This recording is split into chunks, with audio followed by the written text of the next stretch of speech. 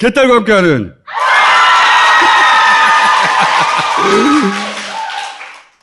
다스베이다 제 214회 시작하겠습니다.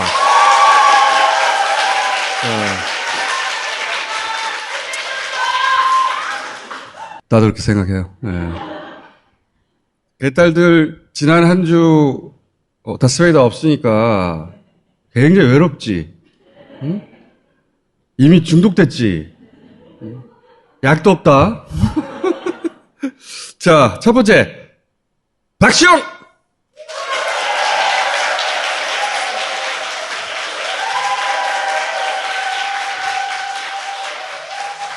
자, 박시영 대표가 사실은 청와대 출신이라는 거 아십니까?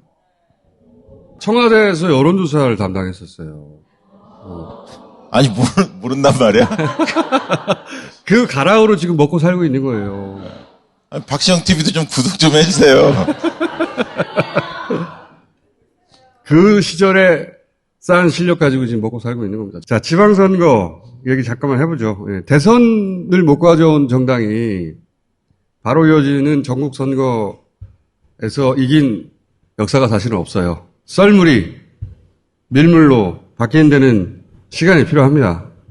대선으로 이완된 뉴스 아예 보기 싫어하는 지지층을 취임 20일 후에 전부 다 투표장으로 끌어내는 건 어떤 비대위로도 불가능해요. 그래서 비대위 역할은 이번 지방선거를 이기는 게 아니라 그 썰물에 다 떠내려가지는 않도록 버티게 해주는 거거든. 근데 이제 비대위가 그렇게 버티고 있던 지지층 막판에 기운 빠지게 하는 자책골 헤트트릭을 했지. 예. 비대위의 잘못은 그만큼이에요. 선거를 이기지 못한 책임이 아니라 버티는 이들 투표 의혹에 불 대신에 물을 쭈르륵 부어주었어. 그래서 이번 선거는 지도부 없이 지지층끼리 치른 선거입니다. 그러니까 지금 민주당 문제의 핵심은 혁신이 부족한 게 아니라 리더십이 부재한 겁니다. 이재명은 그나마 그 불을 지펴보려고 자기 몸을 불 살랐죠. 이재명 혼자서 그 꺼진 불을 다시 지피기엔 역부족이었다까지는 말할 수 있어요. 근데 지금 와서 이재명 책임론 말하는 사람 중에 물 대신 불을 지펴준 사람은 아무도 없어요. 네. 선거 이후에 가장 도움이 안 되는 사람들이 거봐 내가 뭘 했어. 지금 그거 하고 있는 거거든요. 지금 과제는 건강하고 노련한 리더십을 세우는 건데 이제 최대 관건이 여기 이재명이 도전하느냐. 네.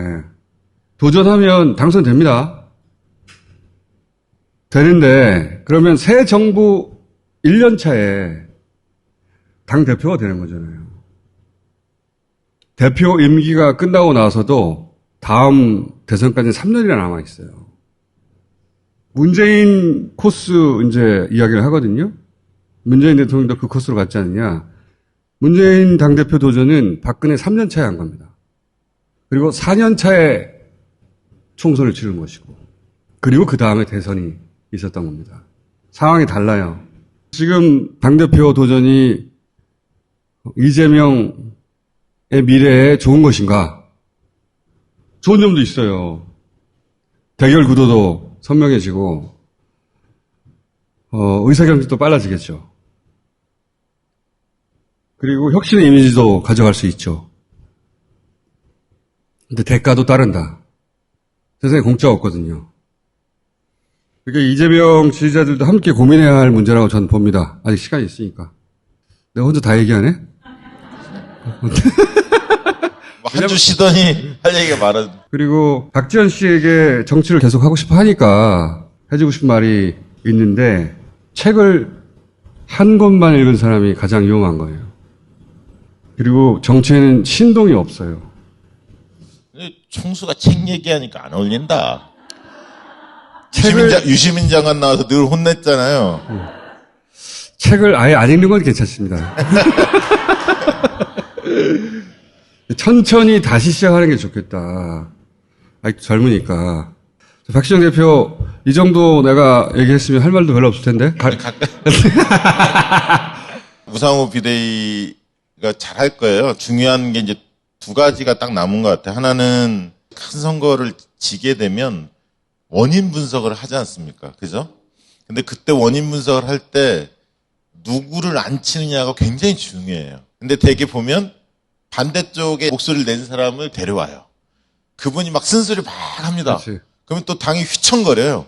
그대로 해서 이기는 정당을 못 봤어요, 내가. 네, 모든 걸 다 바꾸겠다 막 이렇게 이야기하면 그거는 안 되죠. 진짜 부족했던 게 뭔지를 잘 찾아내는 작업이 중요한데, 그래서 인선이 굉장히 중요하다. 이게 이제 비대위 역할의 첫 번째고, 네 가지 원칙을 좀 지켰으면 좋겠다. 첫 번째는 누구든 평가를 해야 하고, 그다음 문재인 정부 5년에 대한 평가도 당연히 해야 하는 거고요. 대선 과정, 지방선거 과정 다 평가를 해야 합니다. 두 번째는 주관적 평가 이루어지면 안 된다는 거예요. 객관적으로 해야 한다는 거죠. 총수가 여론조사 꽃을 만들지 않았습니까? 그래서 뭔가 기획하는 것 같아. 좀 심층적으로 우리 지지자들, 당원들이 어떻게 생각하는지에 대해서. 저 양반은 저 얘기 왜 하겠어. 그동안 여론조사 꽃과 무관하다고 계속 얘기해왔잖아. 끌려 들어왔어.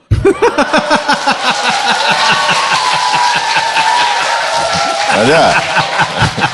아니, 출퇴근하는 건 아닙니다.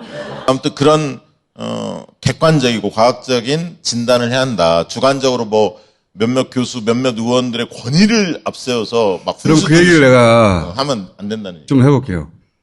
여론조사 꽃 얘기를 잠깐 또 하자면, 여론조사 회사의 등록 요건이 있어요.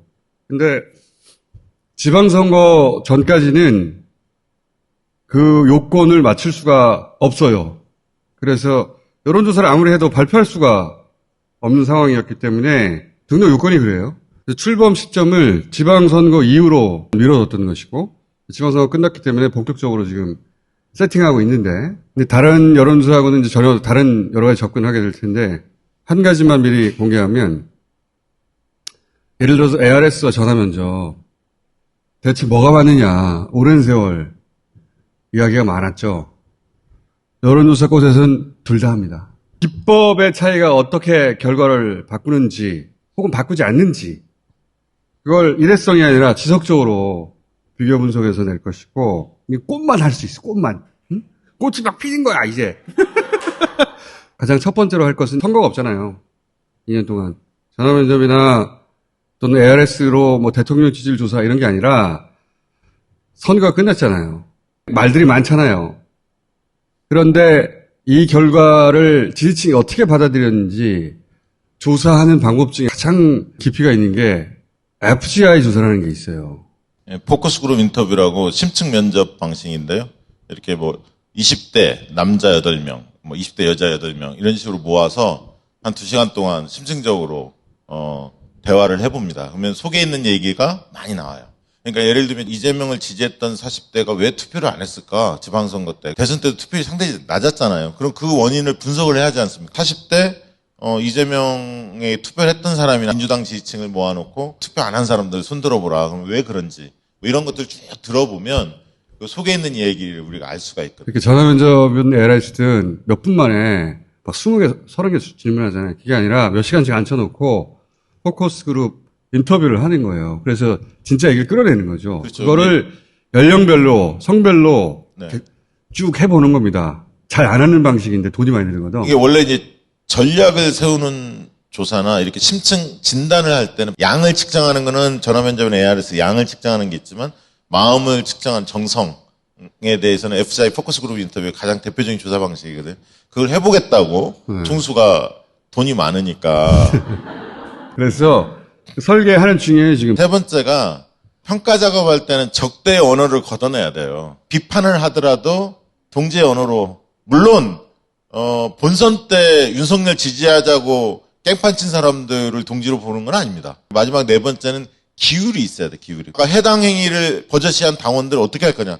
이런 문제에 대해서 뭔가 기율을 세우는 작업이 굉장히 중요하거든요. 그걸 토대로 당을 어떻게 혁신할 거냐 방향을 제시할 수가 있는 거죠. 이게 첫 번째고요. 두 번째는 눌 문제는 많이 좁혀지는 것 같아요. 세 가지 부류가 있는데 지금대로 가자. 두 번째는 김용민 의원이나 박용진 의원처럼 아예 대의원제도 없애고 권리당원 조금 높여서 50% 이상 가고 국민 여론조사 50% 이 두 가지만 딱 이렇게 주장하는 사람이 있고, 야 그래도 대의원이 현실적으로 존재하는데 그걸 없애기는 너무 급한 거 아니야? 장경태 의원이 했던 혁신안이 대의원을 지금 45%에서 20% 비율을 확 낮추고 권리당원 40에서 45 올리고 일반당원 5, 일반 국민 여론조사를 10에서 30%까지 올리자. 세 그룹이 있는데 저는 어쨌든 당원은 올리자. 동의. 그다음에 대의원은 없애거나 줄이자.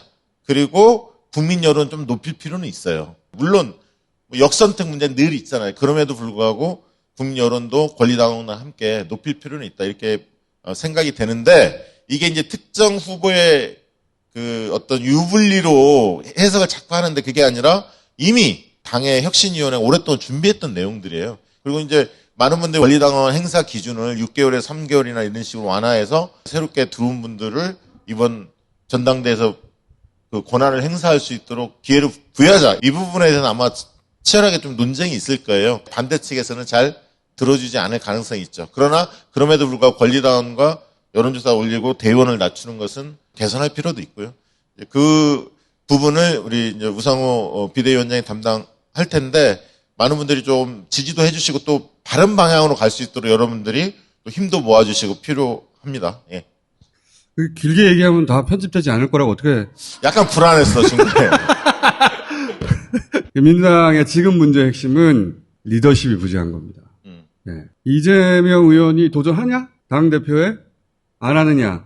도전하죠. 할 거라고 봅니다, 저는. 네. 그러니까 도전하면 누가 뭐라고 해도 당선이 돼요. 당선이 어려운 게 아니에요.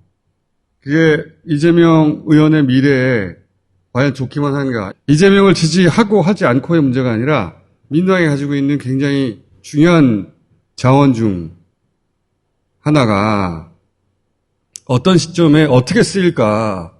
그 지지층이 같이 고민해 줘야 돼요. 그래서 이제 사실은 저도 주변에 여러 이야기를 듣고 있습니다만, 그러니까 이재명을 대체할 수 있는 리더십 있는 사람을 유심히 보기 시작하는데 사실 그 문제예요. 그러니까 총선을 앞두고 매력적인 정당으로 황골탈퇴를 해야 할 텐데 또 윤석열 정권의 저 독주를 막아내려면 국민적 지지를 획득해야 하는데 그거를 이끌 수 있는 선장이 과연 있느냐. 이게 현실적 고민인 것 같아요. 자, 여론조사꽃이 첫 번째 내놓을 작품은 대선 결과, 지방선거 결과를 놓고 FGI를 해보는 겁니다.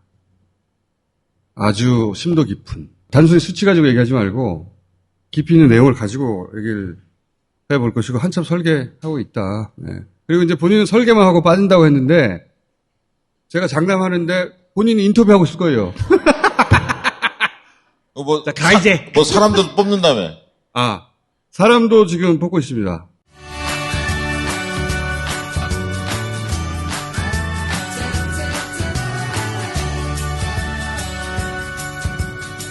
갈게 이제. 자, 잠깐만. 응.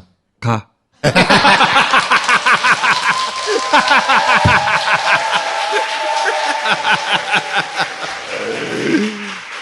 추가로 공지합니다. 나는 더 많이 내고 싶다. 그런 등급이 없냐? 문의가 계속 와서 등급 추가합니다.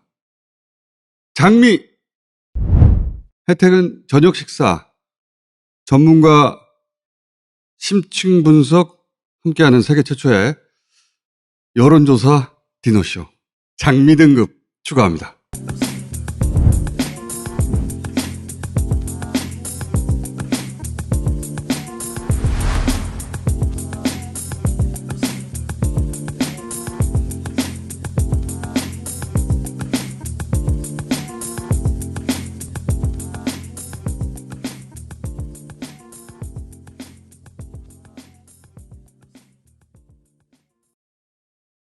당당하게 품질 보증 3년 애플비데. 애플비데는 품질 자신감으로 3년 동안 수리비를 받지 않아요. 비데 관리 아무나에게 맡기시나요? 설치부터 청소, AS까지 원스톱으로 진행해요. 전문가가 만들고 관리하면 달라요. 애플비데를 지금 검색하세요. 본격 직장인 드라마 공생 대리운전 편. 부장님, 가볍게 한잔 하시죠. 나 차 가져왔는데. 아예 착한 콜 대리운전이 있잖아요. 부를 때마다 500원이 기부되는 착한 콜. 딴지가 기부 내역을 검증한 착한 콜 1800-9998. 대리운전도 믿고 맡기세요. 꽃배달은 1800-9222. 퀵서비스는 1800-9668로 착한 콜 하실 수 있습니다. 냄새나는 차. 드디어 돌아왔다. 미니 사이즈로 컵 홀더에 딱 맞고 뒤집어도 쏟아지지 않는 바스 생활 탈취제. 중국 모나라 모시대 첫째 황자께서 병약하시니 둘째 황자께서 아니 돼요. 당연히 장자가 황의를 이뤄야. 건강이 최고인데 그래서 미리 파리 홍삼 옥타코산올 미네랄과 비타민이 풍부한 황제의 고백을 드시고 있소이다. 그건 둘째 황자께서도 드시고 있는데 신도 먹고 있소이다. 나도 그랬다. 황제의 고백을 꼭 황제만 먹으란 법은 없었다. 딴지 마켓에 가면 되니. 자, 이번 수는 김동연 당선자 원래 출연이었는데 내일 인수위 잡혀서 갑자기 차를 돌리셨답니다. 그래서 다음 주로 모시기로 하고 귀염둥이 세 분을 모시겠습니다.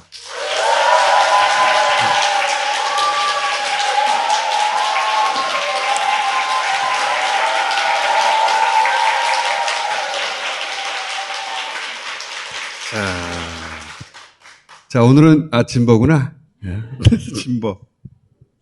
진버 처음 먹어본 사람.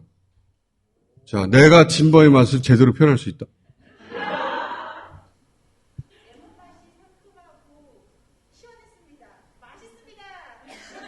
근데 왜 갑자기 레몬이에요? 생강이에요. 탈락! 근데 레몬 향 나요. 그렇지, 그만큼 상큼해요. 생강인데. 레몬 향이라고 생각할 수도 있을 것 같아요. 그렇지. 워낙 제대로 정제해가지고 달콤하기까지 하죠. 탈락! 넌 누구냐? 생강이냐 레몬이냐. 네. 또. 너무 30년 전 걸 누가 먹는 거 아니야?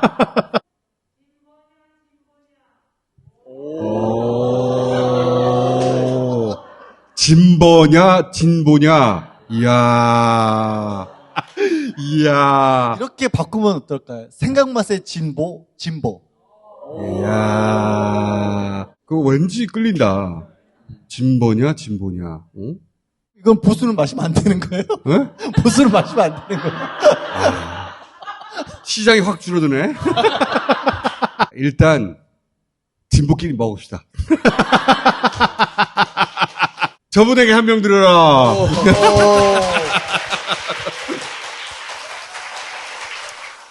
자, 우리 공식. 네. 네.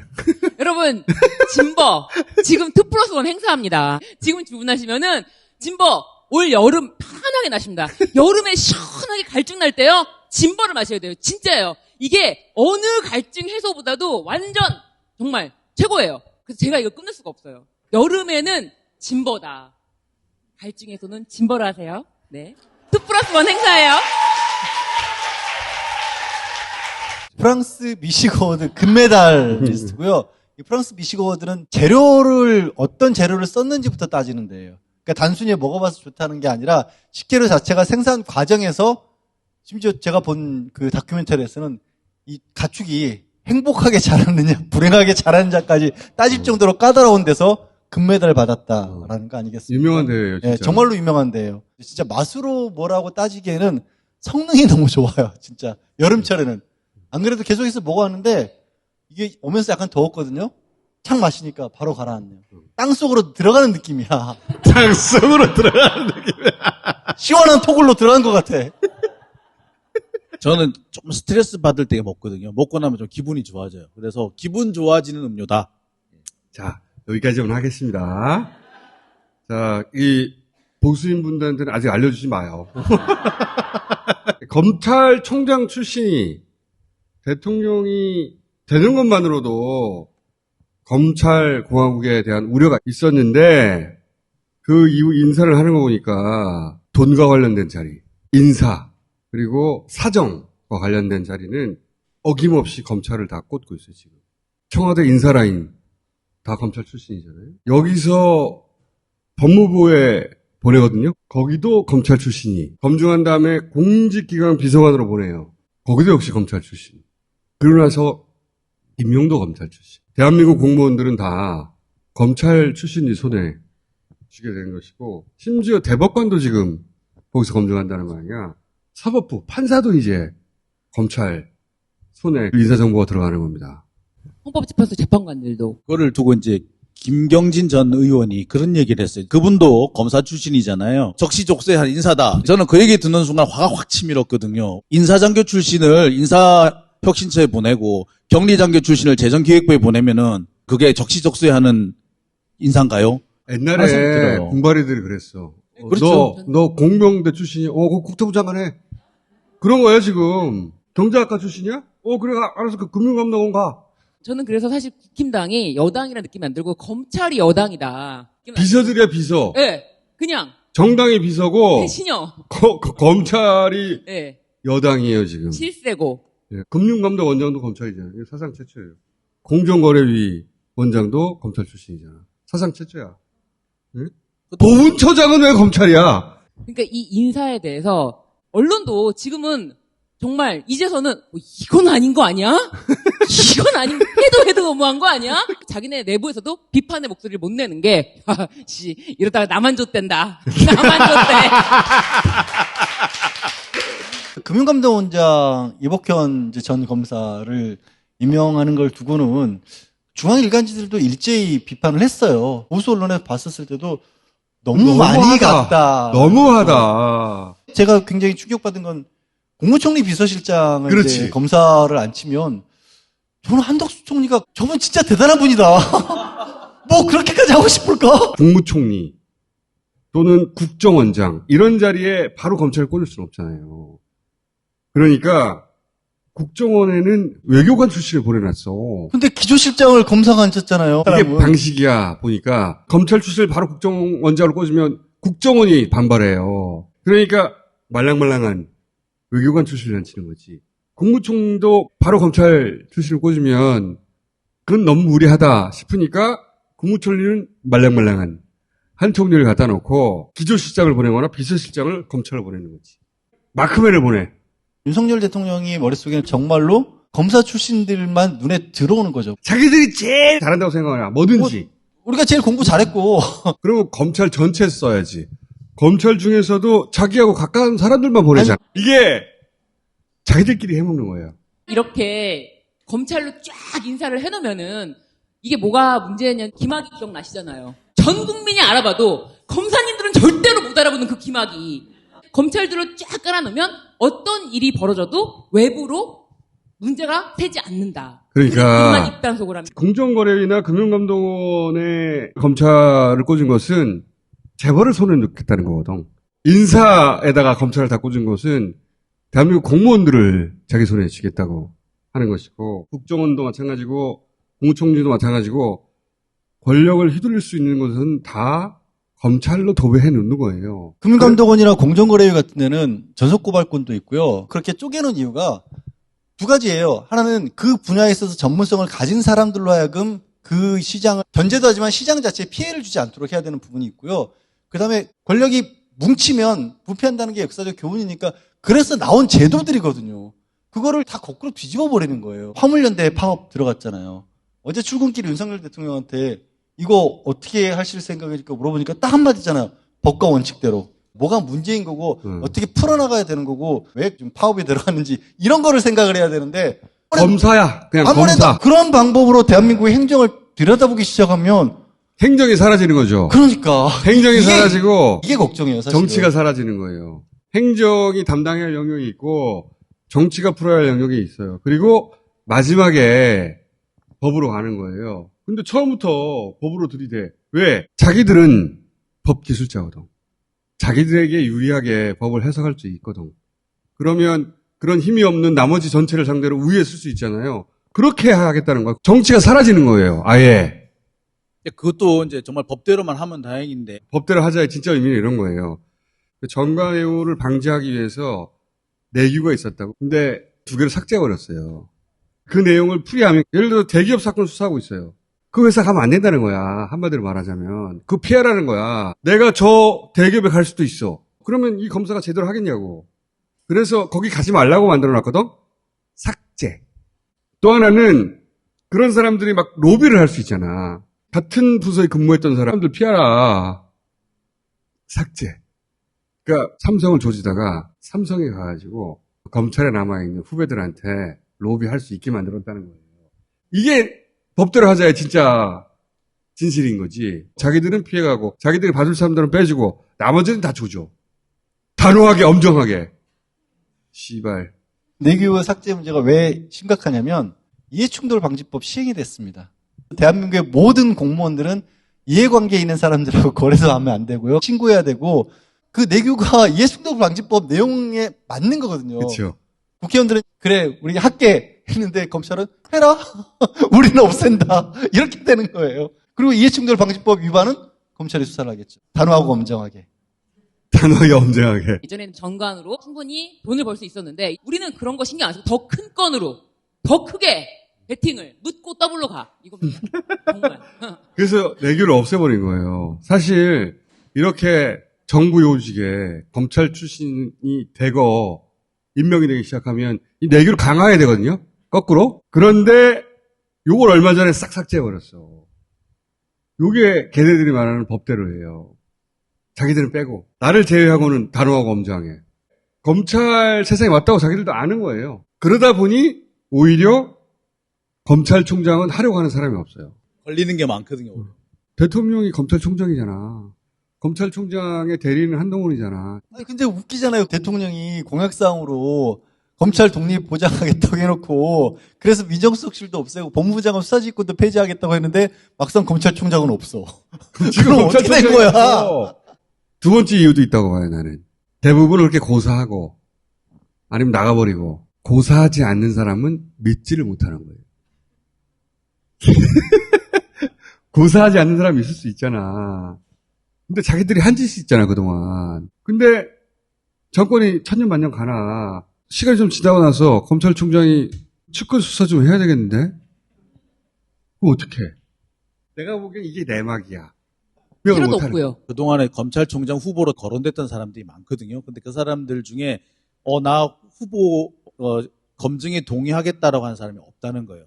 고사했다는 거야. 다. 서로 안 하겠다는 겁니다. 검찰총장은 윤석열인데 바지, 허수아비, 응?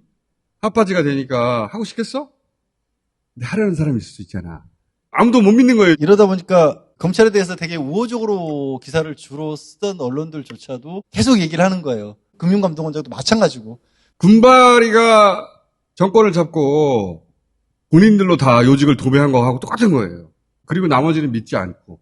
국민의힘도 안 믿어요. 거기는. 비서동. 비서당. 세상에는 작용이 있으면 반작용이 있거든. 반드시. 군바리가 한번 그렇게 쫙 해먹고 나서 다시는 정권을 잡을 수 없고 그런 지위로 갔잖아요. 이게 검찰의 몰락의 시작이라고 봐요. 네. 응?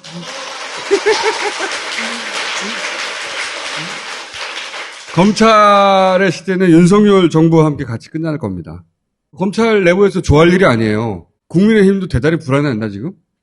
왜냐면 정치인들을 인정해주지 않으니까. 믿지도 않고. 이게 5년까지 갈까가 좀 걱정인 게 5년까지 가면 진짜 큰일 나겠다는 생각도 들어요. 왜냐하면 지금 말 너무 함부로 하네. 아니 이건 정말 걱정돼서 하는 얘기인데 지금 우리 외환 보유고가 급격히 줄어요. 물가는 갑자기 올라요. 환율도 갑자기 폭등하고 있어요. 포탈을 보면 태평성대야. 응? 예전에 요소수 하나 가지고 막 나라가 망할 것처럼 난리법석을 떨더니 지금 물가 계속 올라가거든요. OECD 국가 중에 우리나라가 2번째로 높아요. 물가 상승률이. 외환 보유고도 100억 달러 이상이 갑자기 확 줄었어요. 과연 이 검사 정권이 이 위기를 잘 극복해 나갈 수 있을까?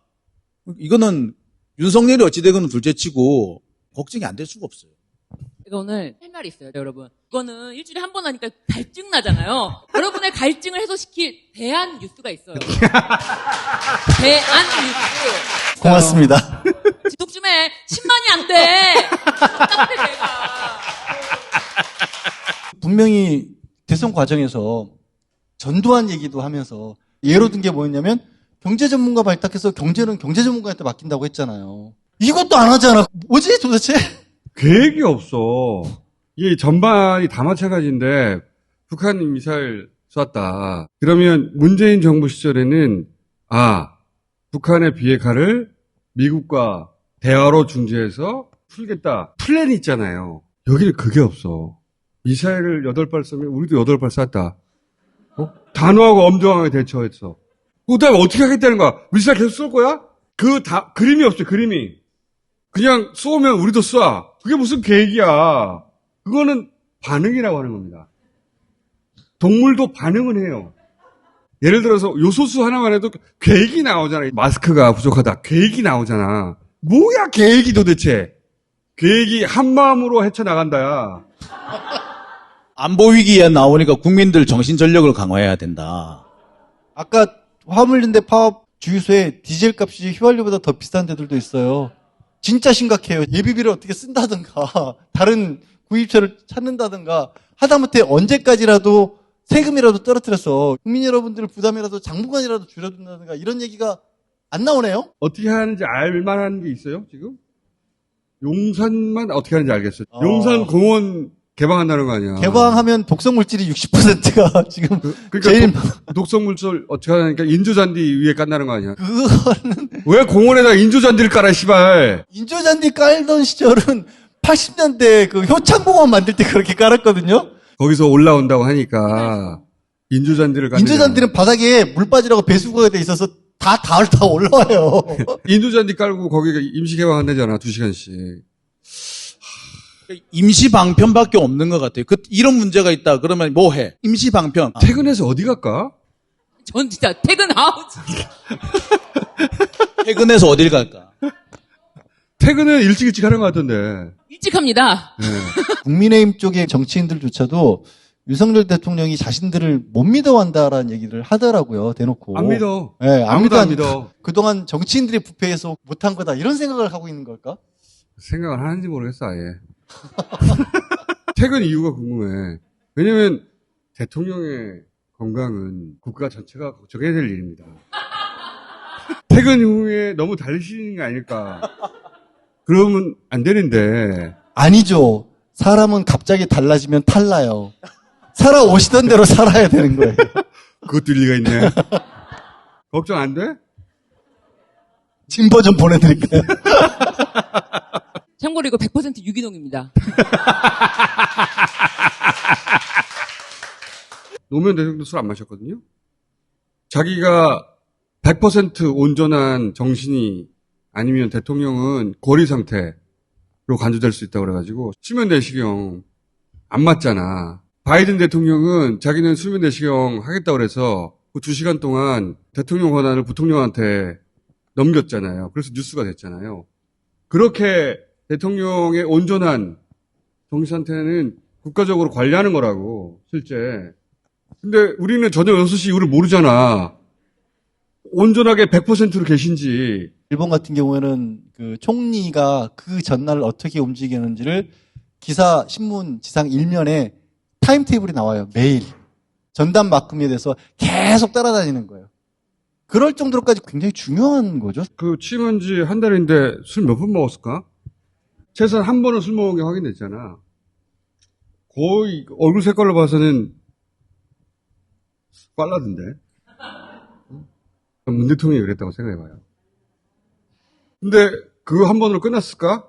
이게 언제까지 숨겨지겠냐고. 저 이 책 얘기 한 번만 잠깐. 책 나왔어? 지난해 한 10월부터 다스베이다에서도 많이 다뤘죠. 최소한 판결문을 읽으면 내가 좀 납득이 돼야 된다는 생각은 들었어요. 근데 판결문을 읽으면 이게 이해가 안 가는 거예요. 그래서 저 이 책은 객관적이고 싶었어요. 법률 전공자가 아닌 분들 입장에서도 이런 식으로 재판하는 게 옳은가. 15년, 20년 대한민국 법원에서 엘리트로 근무했던 변호사님들이 이렇게 얘기하시는 거예요. 현재 대한민국 형사법정은 유죄 추정의 원칙으로 이루어지고 있다. 그래서 왜 뉴스공장에서도 최강욱 의원 얘기하면서 공장장이 어떻게 피고인이 자기가 무죄한 거를 입증해야 된단 말이냐, 이거 잘못됐다라고 얘기한 거 기억나시죠? 지지난주에. 내가 그렇게 똑똑한 말을 했어? 네, 그랬어요.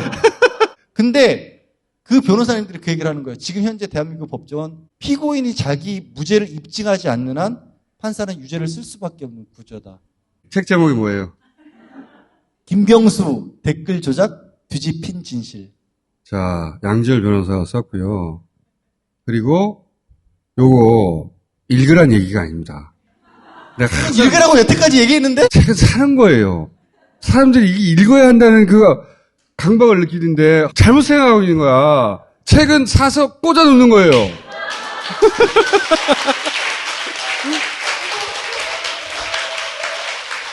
그리고 느끼는 거야. 정 궁금하면 내용이 양지열 변호사 방송 들으면 되잖아. 김명수 도지사가 억울하게 들어가 있잖아요. 할 수 있는 게 별로 없어요, 지금. 그러면 책을 사가지고 꽂아놔요. 마음이 좀 유연이 되잖아. 그러라고 책이 있는 거예요. 정 궁금하면 양지열 변호사한테 물어봐. 전체적인 내용이 뭡니까? 김용수 도지사의 재판을 본격적으로 다룬 유일한 책이에요. 다스베이다 2년치를 다 볼 수는 없잖아. 우리가 2년 동안 떠들었던 내용이거든. 2년치를 다 볼 수도 없고, 하지만 살 수는 있잖아.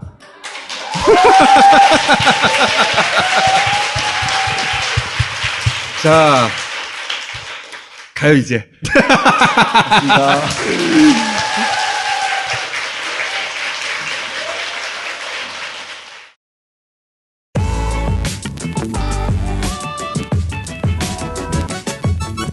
어쨌든.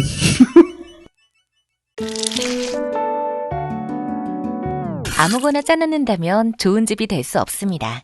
유기농 양배추를, 비타민 가득 여주를, 붉게 연근 레드비트를 청정 제주가 키운 농산물로 맛있게 만들었습니다. 제주 네이처의 다양한 즙과 진액, 젤리 스틱을 딴지마켓에서 만나세요. 그래서 누적 10만 박스 판매 기념으로 10% 할인, 후기를 항상 확인해 보십시오.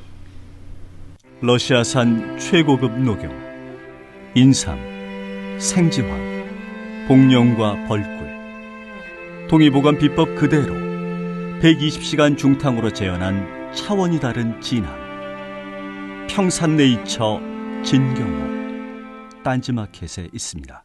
평산네이처, 딴지마켓하고 10년째 거래하는 곳입니다. 아로니아 진진진이라고 다스베이다 전에 파파이스, 뉴욕타임즈 뭐 이런 거 있었잖아. 계속 그때부터 아로니아 진진진, 거기서 만든 진경옥 제품을 잘 만들죠. 여기서 나는 누구지? 나에 대해서 깊게 생각할 겨를도 없었던 것 같아요. 하기가 너무 두려워요. 근데 막상 발을 두 발, 세 발 들어놓고 보면 나 꽤 잘하는구나 했는데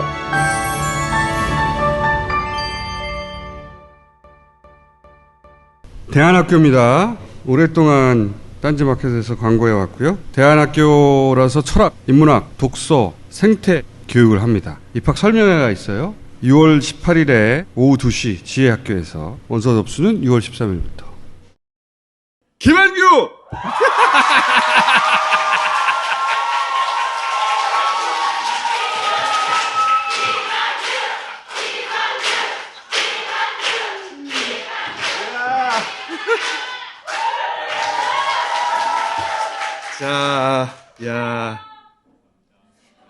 자, 서울대, 사시, 합격, 하버드, 뉴욕 변호사, 김현장 변호사, 청와대 비서관, 그리고 마침내 국회의원!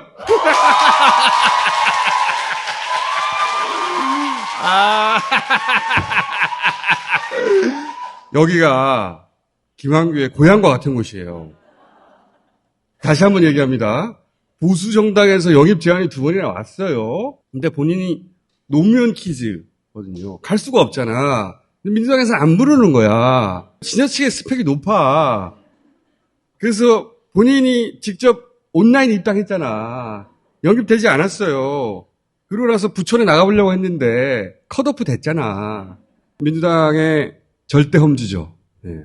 앞으로도 저는 수십 년간 당선자가 안 나올 거라고 보는데, 이 강남에 이제 강제 세출됐다가 총선 사상 최대 표차지 아마? 우여곡절 끝에 드디어 49세에 아직은 청년이라고 할 수 있는 마지막 끝머리에 당선되었다. 박수!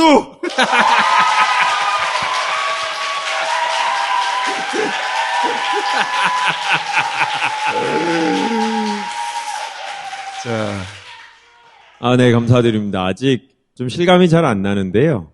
진짜 이 자리에서 제일 처음 출연했을 때, 그때 강동구의 갑을 후보가 나오는데, 3명이 나와야 되는데, 강동구 병이 없어갖고, 강남구 병이 그냥 같이 끼어서 나온 적이 있거든요. 그래, 처음이다. 네. 그때 나와서 이제 간절하게 호소했던 게 한 2년 전인데, 그 사이에 낙선자들이 출연하는 해뜰날 클럽이라는 모 방송 프로그램도 출연하고, 우여곡절 끝에 살아 돌아왔습니다. 감사합니다.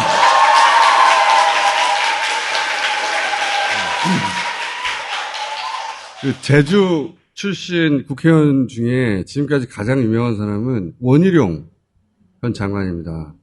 제주의 아들, 제주의 미래라고 했었거든. 최근에 돌아가는 사정 보니까 어렵게 됐어. 자, 본인의 캐치프레이즈 뭐 제주의 뭐예요, 제? 제주의 미래는 이미 써먹었고, 제주의 미남? 제주의 미래. 제주의 미래. 아니, 미래가 사라졌으니까. 예. 제주의 투마로 어때, 투마로? 좋습니다. 응? 원희룡 지금 국토교통부 장관한테 되게 감사드리는 게, 도지사 자리를 관두고 떠났고, 그 자리에 오영훈 의원이 가셨고, 그 자리에 제가 갔고, 원희룡 지사님께 진심으로 감사드립니다. 네. 자, 근데 민주당 소속 3선을 했던 김은남 전 의원이 탈당을 해서 출마했단 말이에요. 그래서 5.4%를 가져갔습니다. 이 5.4%의 페널티를 안고 시작한 거거든. 개표하면서 역전, 재역전 난리도 아니었어요, 그때. 새벽까지. 떨어지는 줄 알았지. 아닙니다.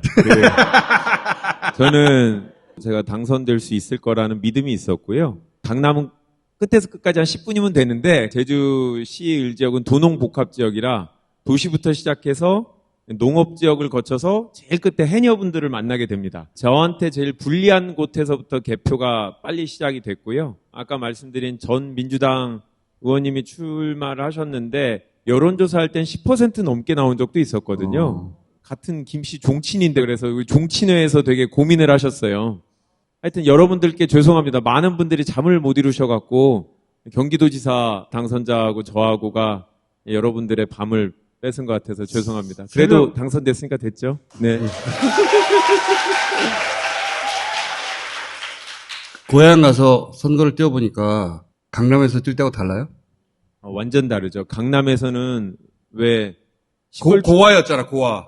8학군도 안 나온 친구가 와서 했냐 그러고 왜 강남에 출마했던 사람이 나와서 하느냐. 철새가 내려왔다. 지방은 거의 비슷할 것 같은데 고등학교 졸업하고 수도권으로 갔다가 사회생활 하다가 돌아온 사람한테 호의적이지 않은 경우들이 있습니다. 재수없다고 생각하는 거지. 네, 그렇죠. 실제로 그런 분들의 마음이 저한테는 이제 초반에 되게 어려움이 있었고요. 하지만 그 마음을 어떻게 뚫고 들어갔어요? 얼굴로? 아닙니다.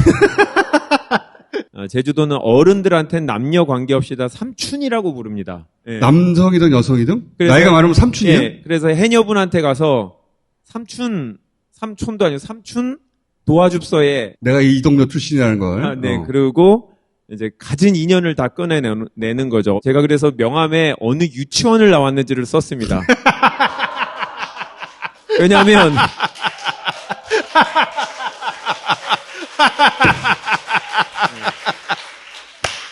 아니 보통은 고등학교까지는 쓰는데 중학교까지 써보니까 초등학교까지 쓰지 하다가 기왕 쓰는 거 유치원까지 쓰자 해갖고 근데 나름 주요했던 게 사람들이 도와주고 싶은데 연이 없던 사람들이 유치원 동창이네 뭐 이런 제가 저희 큰아버지 아버지랑 유치원 동창입니다. 되게 오래된 유치원인데 큰아버지 아버지랑 네, 제주도 유치원이 별로 없을 때 제가 다니던 유치원을 많이 다니셔서 되게 학연지연 혈연으로 승부를 봤습니다.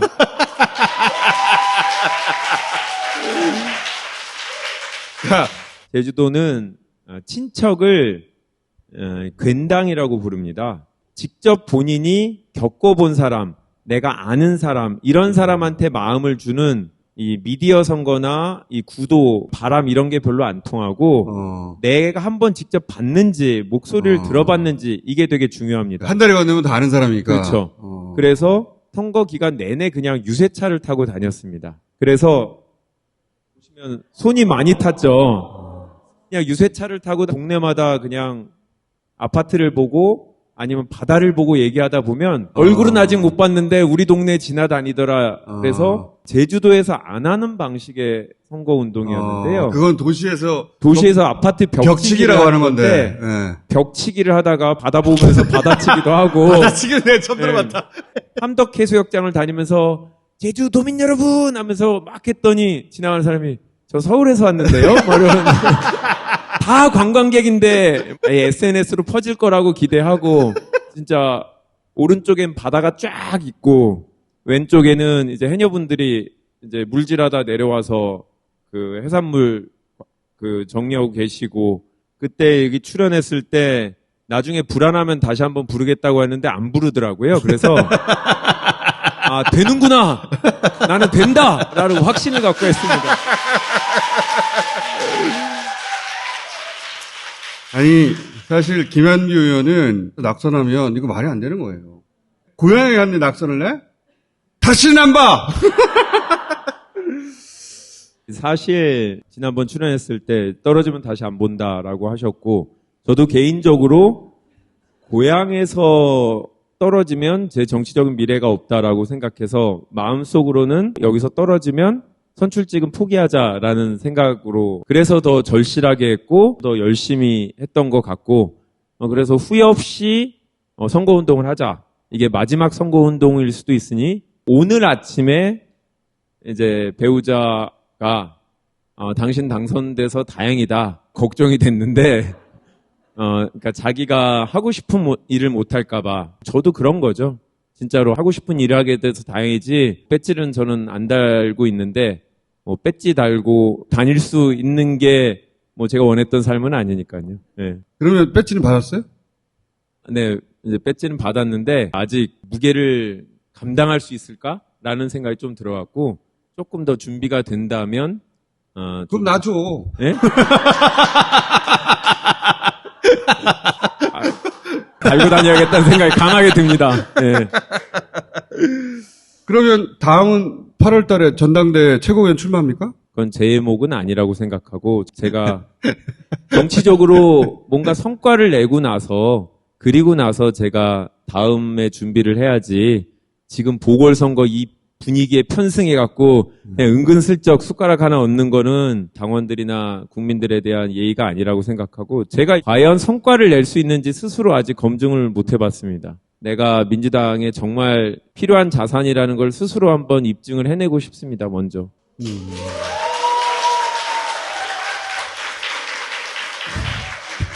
제가 생각해도 약간 좀 멋있는 것 같은 느낌? 상임위나 국정감사 이런 부분 정말 잘하고 싶고 정말 제주 도민들께서 뽑아줬더니 원희룡처럼 금방 제주도를 떠날 거 아니냐. 몸만 여기 있지 마음은 중앙정치만 노리는 게 아니냐라는 의구심들이 있습니다. 그래서 제 정치의 시작과 끝은 제주시 을에서 하겠다라고 약속을 드렸고요. 저는 진짜로 성과를 보여드려야 되는 엄청난 부담감을 느끼고 있습니다. 네. 그러면은 대통령 언제 출마해? 우리 민주당의 40대의 기술이 박주민 의원님이 하실 테니까 언젠간 하실 테니까 박주민 의원님 감사하죠. 네. 왜 그러냐면 제주구에 선거 유세를 하러 와주셔갖고 네. 친구 아니야 친구. 동갑이고 동창이고 동기고. 네. 나에게 차이가 좀 있어 보이죠? 네. 박주민 하면 사람들이 아는 사람이기 때문에 지나가던 사람이 멈춰서 보더라고요. 그 기회에 저도 보는 거니까 분명히 전 도움을 받았다고 생각하죠. 본인을 알아보는 사람은 없었어요? 렌트카가 내려서 팬이에요 하는데 유권자가 아니야. 자, 이렇게 당선됐으니까 노래나 한번 하고 와요.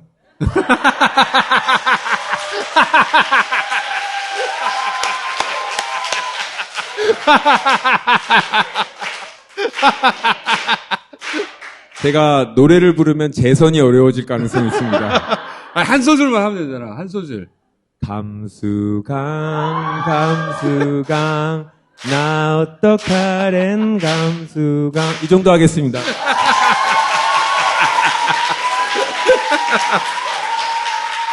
자, 이제 김한규 의원의 당선을 바라는 사람이 정말 많아요.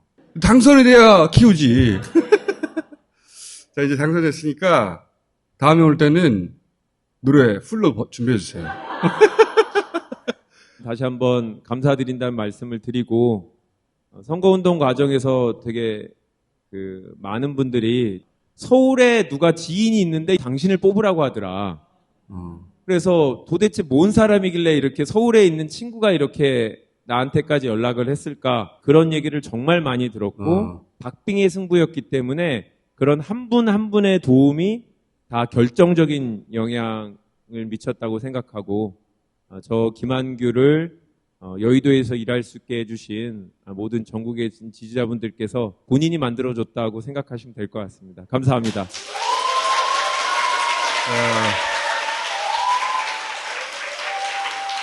자, 다음에 나올 때는 노래하고 가는 겁니다. 완곡. 네, 오늘 마지막 출연이었습니다. 감사합니다. 자, 다음에도 오시겠습니다.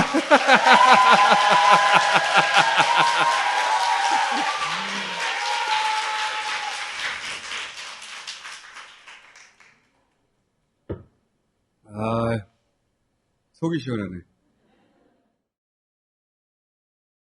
마지막 문제입니다. 인류 최초의 합성 섬유는 무엇일까요? 정답 나일론. 정답 우승입니다. 와, 정말 많은 책을 읽으셨나봐요. 아니요, 잘난 척 시리즈만 읽었는데요. 영어, 우리말, 철학, 문화, 인문학까지 여러 분야의 잘난 척하기 좋은 지식과 이야기들만 딱 모았습니다. 알아두면 잘난 척하기 딱 좋은 교양 시리즈. 지금 딴지마켓에서 구매하세요.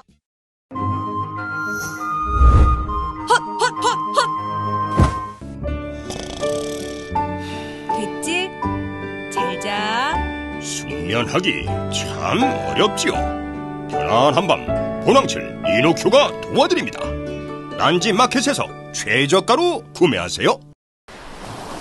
눈으로 보고, 피부로 느끼고, 귀로 들어도 부족합니다.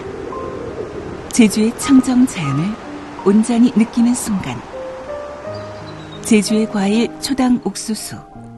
딴지마켓에서 제주의 자연을 맛보세요. 시리고 무너지는 잇몸 관리가 구강 관리의 시작이라던데. 그러다 뒤늦게 임플란트 하시려고요? 32개 전부 다? 그러지 말고 파인프라로 미리미리 관리해주세요. 합성 보존제 없이 천연 유래 성분에 특허 기술을 더해 만든 파인프라 치약. 천연에 특허를 더하다. 제우메디컬 파인프라. 딴지마켓에서 구매하세요. 이번 지방선거가 낳은 또 한 분의 스타입니다. 임미애!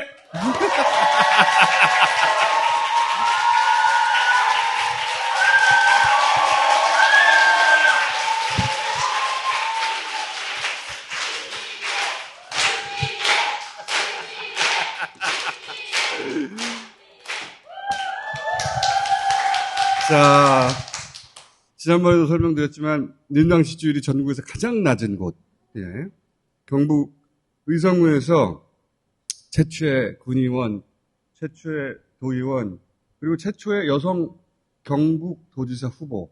일단 박수.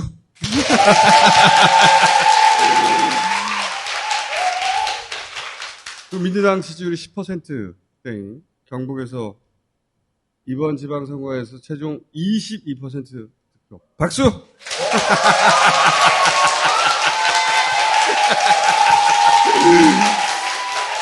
자, 지난번 나오셨을 때 소파로 등록했는데 잘못하면 전재산 날아간다고 하셨잖아요. 네. 그 이후로 후원금 좀 모였습니까? 저 정말로 감사드려요. 다스베이다의 힘을 아주 절실하게 느끼는 선거였습니다. 그때 출연 이후에 총수께서 일단 임미애 TV 3만 가자. 그런데 진짜 거짓말처럼 3만이 가더라고요.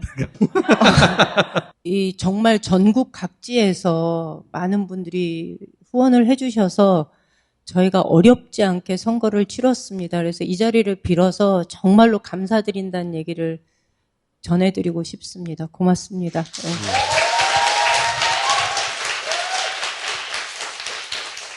그렇게 감사하시면 노래 한번 하실래요?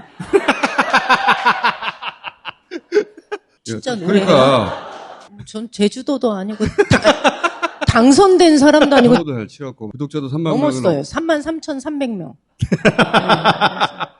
구독자도 그렇게 많아졌고 모금액도 몇억 원 됐죠? 네.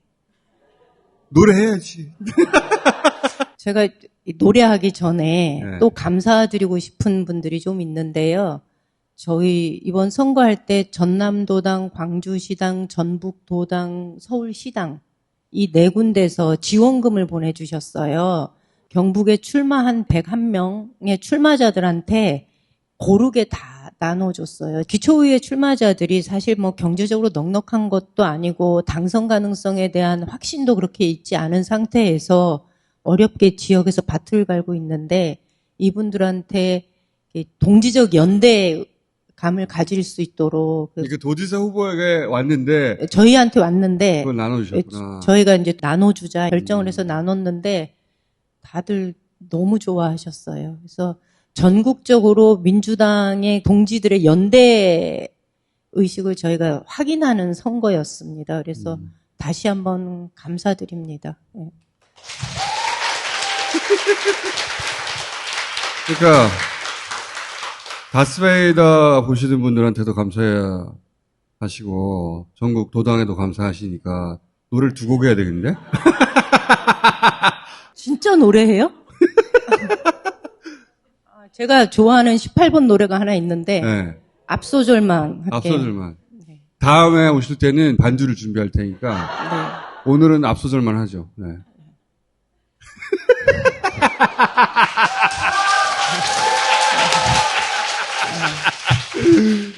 불을 찾아 헤매는 불나비처럼 밤이면 밤마다 자유 그리워 하얀 꽃도 그만하라는 소리 안 하세요?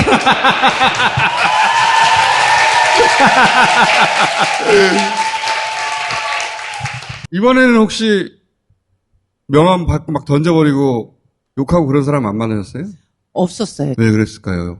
이번에는 임명 후보의 존재를 이제 네. 알고 저 양반이 고생한다는 것까지는 아니까 네. 지지하진 않더라도 내가 욕은 못하겠다 이렇게 됐을까요? 좀 그런 것도 있는 것 같아요. 왜냐하면 제가 명함을 드리면서 경북에서 27년 만에 여성이 이렇게 용기를 냈는데 기죽지 않게 좀 표 좀 달라 그랬거든요. 기죽으면 안 되잖아요. 좀 줘! 네. 그래서 기죽지 않게 좀 표 좀 달라고 그렇게 말씀을 드렸는데 선거 과정에 제가 이제 많은 에피소드들이 있는데 특히 20, 30대서의 개혁의 딸이라고 하는 그 친구들이 제 선거 유세 과정에 많이들 찾아왔고 정말 기억에 남는 분은 제가 카페에서 커피를 마시고 나오는데 한 분이 막 달려가서 거기 아르바이트생이었던 것 같아요. 저한테 이렇게 간식을 싸주면서 차를 타고 옮길 때 드시면 좋겠습니다 이러더라고요. 그래서 제가 감사합니다 이러고 받았는데 그분이 그러는 거예요.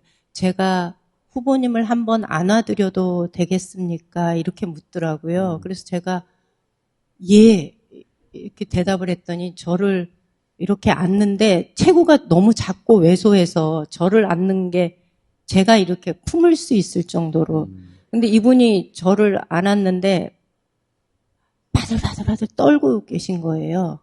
떨면서 저한테 하는 얘기가 출마해줘서 고맙습니다. 이 얘기를 하더라고요. 근데 그 얘기를 딱 듣는 순간 저도 막 갑자기 심장이 뚝 떨어지는 것 같고 선거 과정에서 이렇게 감동을 주고 서로 위로를 받는 시간도 굉장히 많았고 중앙당의 뭐 이러저러한 모습 때문에 비난을 하는 분들조차도 민주당에 대한 애정을 가지고 하시는 분들이 많아서 이번 선거를 치를 때는 과거의 어떤 선거보다도 그래도 참 좋았다라는 생각을 하고 있습니다. 그거는 인미의 였기 때문이기도 해요. 박수.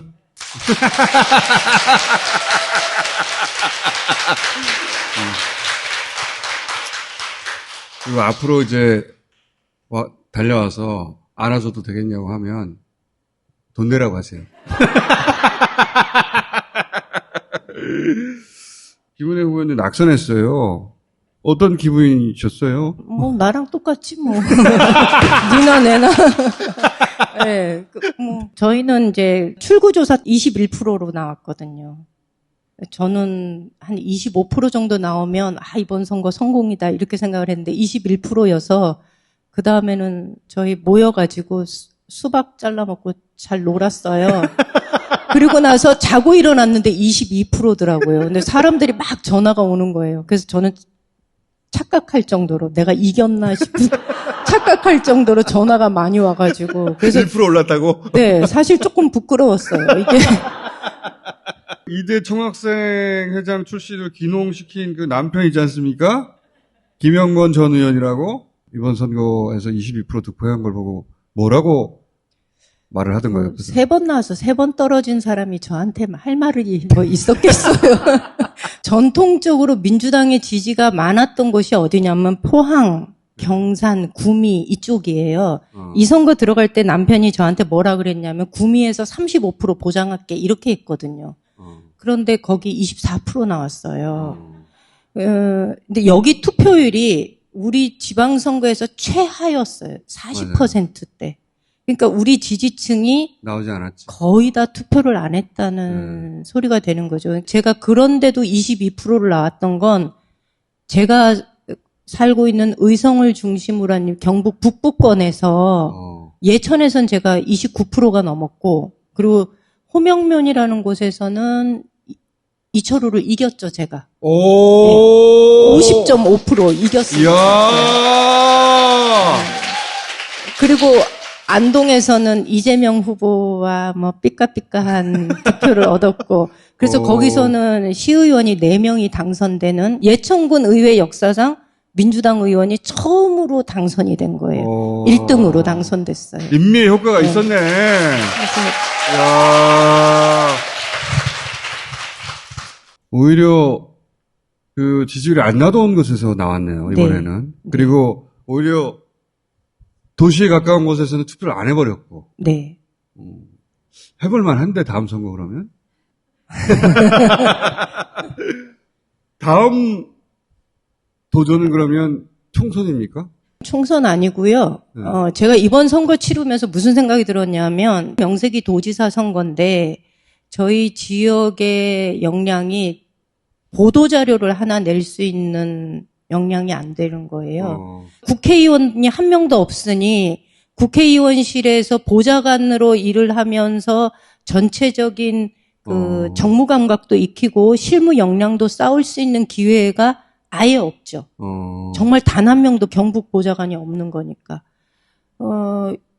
그러니 선거 치르려고 하는데 보도자료 쓸 만한 사람도 없고 뭔가 웹자부를 만들려고 해도 사람이 없는 상황이 이번 도지사 선거였어요. 그래서 제가 딱 결심한 게 있어요. 이번에 혹시 전당대회 때 다른 누군가가 경북도당 위원장으로 출마를 하겠다라고 하더라도 내가 도당위원장에 출마를 해야 되겠다. 딱 마음을 먹은 거예요.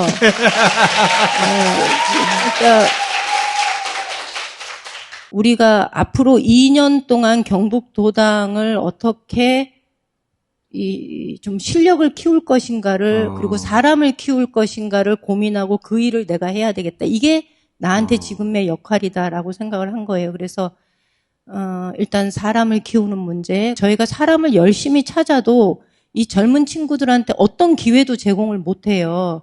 그러니까 우리가 키워놔도 국민의힘에서 빼가는 건 일도 아니에요. 그러니까 민주당이 사람을 찾는데 게을렀던 게 아니고 찾아놔도 이 친구들한테 우리가 기회를 만들어주지 못하니까 그래서 이거를 좀 해야 되겠다라는 생각이 들어서 2년 동안 다음 총선에 그래도 단 한 명이라도 우리가 민주당을 당선시키기 위해서는 일단 도당이 선거를 치를 수 있는 준비들을 해나가자. 이게 제 계획입니다. 이야, 박수.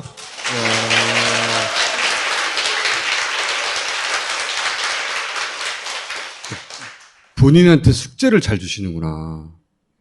응? 정확한 시점에 정확한 숙제를. 그거 어렵거든요. 그러면 2년 후에 혹시 남편하고 경선하는 거 아니에요? 둘 중에 누구 하나? 경선하면 제가 이길 것 같아가지고.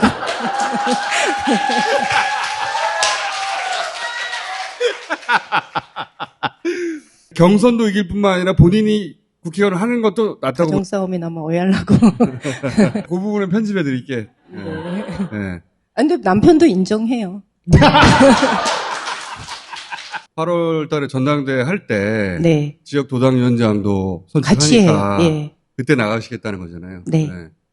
그 결심은 지금 처음 말씀하시는 거죠? 이제 떠들고 다녀야지. 저는 이번 선거를 통해서 처음 겪어보는 전국적인 관심을 받게 된 거예요.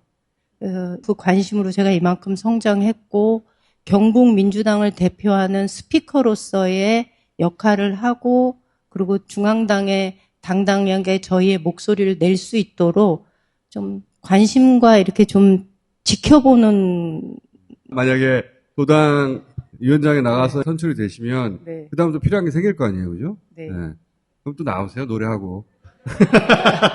그때는 전곡을 완창하는 걸로. 그러니까 네. 여기서만 됩니다, 그게. 아, 그런 것 같더라고요. 저도 깜짝 놀랐어요. 율동도 준비했어요.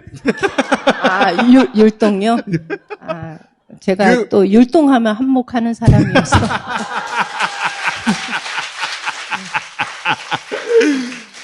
그때 김현권 전 의원 백댄서로 써주세요. 아. 제가 훈련을 좀 시키겠습니다. 네. 네.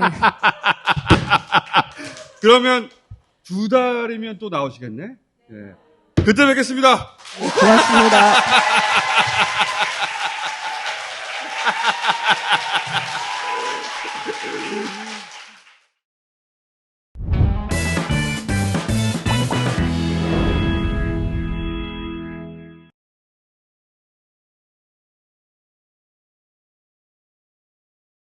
안녕하세요, 한국. Hi, Ojun, it's Dimitri from Belgium, from Jimber. I hope you're fine. Hey, you know Belgium, a very small country, but with great products. Belgium is a land of mussels. Belgium is also the land of fries, delicious fries. Belgium is also the land of sprouts. You know sprouts? If you don't have them, come to visit Belgium. Wonderful. Belgium is a country of beer. We have plenty of beers. Belgium is the country of chocolate. Delicious chocolate. But since a couple of years, Belgium is also the land of Jimber. Jimber, you know, this heavenly drink that you mix with sparkling water. Thank you. Kaumbi. Biojun.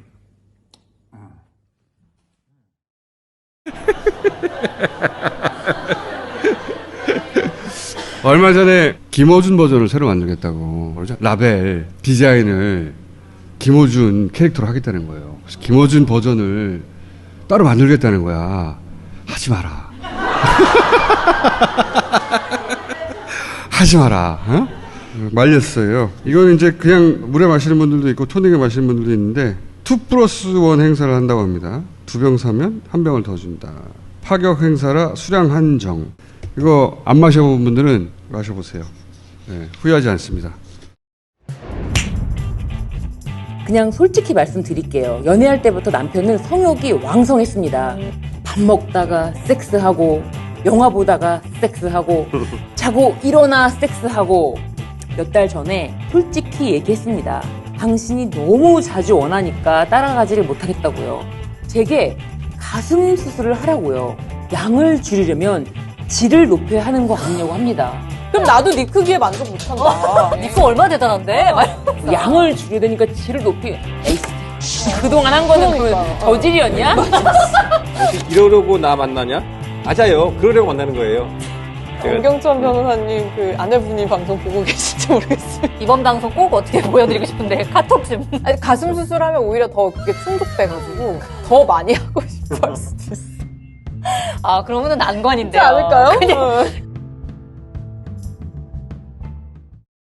정원호 성동구청장을 모시겠습니다.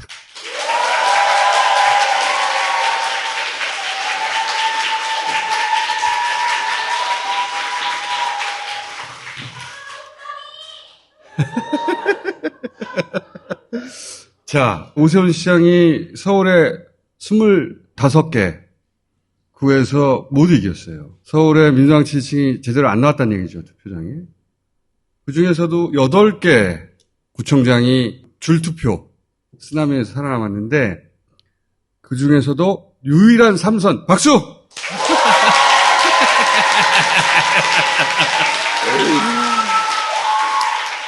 자, 그렇다고 해서 성동구에서 오세훈 득표율이 낮았냐? 성동구에서 60% 득표했습니다. 그런데 구청장이 57%로 서울 25개 구청장 중에 1위. 박수!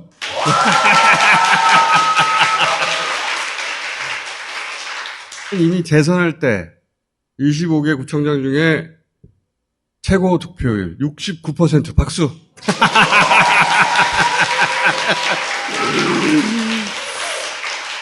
그러니까 성동구청에 사신 구민들 중에 윤석열 찍고 오세훈 찍었는데 구청장은 아니지. 구청장은 정원호지 하는 분들이 20%가 넘는다는 얘기예요. 도대체 이분이 왜 이렇게 인기인가 찾아봤어요. 예를 들면 CNN이나 외신에서 한국의 미친 버스 정류장이라고 전 세계에 알려진 게 있어요. 이걸 처음 만드신 분이야. 박수.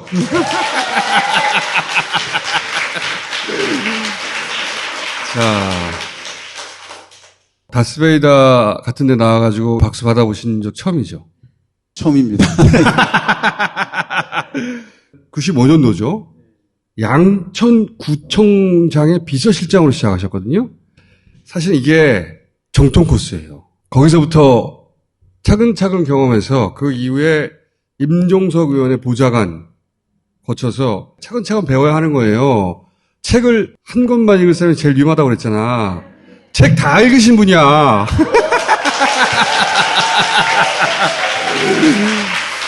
그리고 민주당 대변인 거쳐서 2014년에 비로소 성동구청장에 첫 당선되고 그리고 내리 3선을 하신 겁니다. 공포의 줄투표. 지방선거는 다 줄투표라고 하잖아요. 이걸 이겨낸 정도가 아니라 압도적으로 이긴 원인이 어디 있다고 보십니까? 이번 선거운동 과정에서 가장 많이 들은 얘기가 두 가지로 압축할 수 있는데요. 하나는 참 일 잘했어. 참 일 잘했어. 찍어줄게. 두 번째는 일 참 잘했는데 당이 마음에 안 들어. 우리 유권자들께서 당을 보고 찍을 거냐, 일 잘한 인물을 보고 찍을 거냐를 굉장히 고민을 많이 하셨습니다. 정말 기억에 남는 분은 퇴근 인사를 지하철에서 하는데 제 또래 정도 되는 분인데 참 일 잘해서 내가 좋아하는데 여당을 밀어줘야 되는 거 아니냐. 그래서 고민이다. 갸우뚱하고 그냥 가시더라고요. 가시더니 5분 후에 다시 돌아왔어요. 돌아오셔서 그래 내가 한번 찍어줄게. 5분 후에 또 바뀌었을지도 몰라요. 한 표의 무게감 이런 걸 많이 느낀 선거였는데요. 그렇게 줄투표를 벗어나서 요즘은 교차투표라는 얘기를 쓰더라고요. 근데 이번에 코로나를 겪으면서 발표는 질병관리청에서 하거나 서울시에서 발표들을 하지만 실제로 생활 밀착 행정, 나와 직접적으로 접촉되는 일들의 대부분은 구청에서 하더라라는 걸 느낀 거고 어떤 구는 이렇게 하고 어떤 구는 이렇게 한단 말이죠.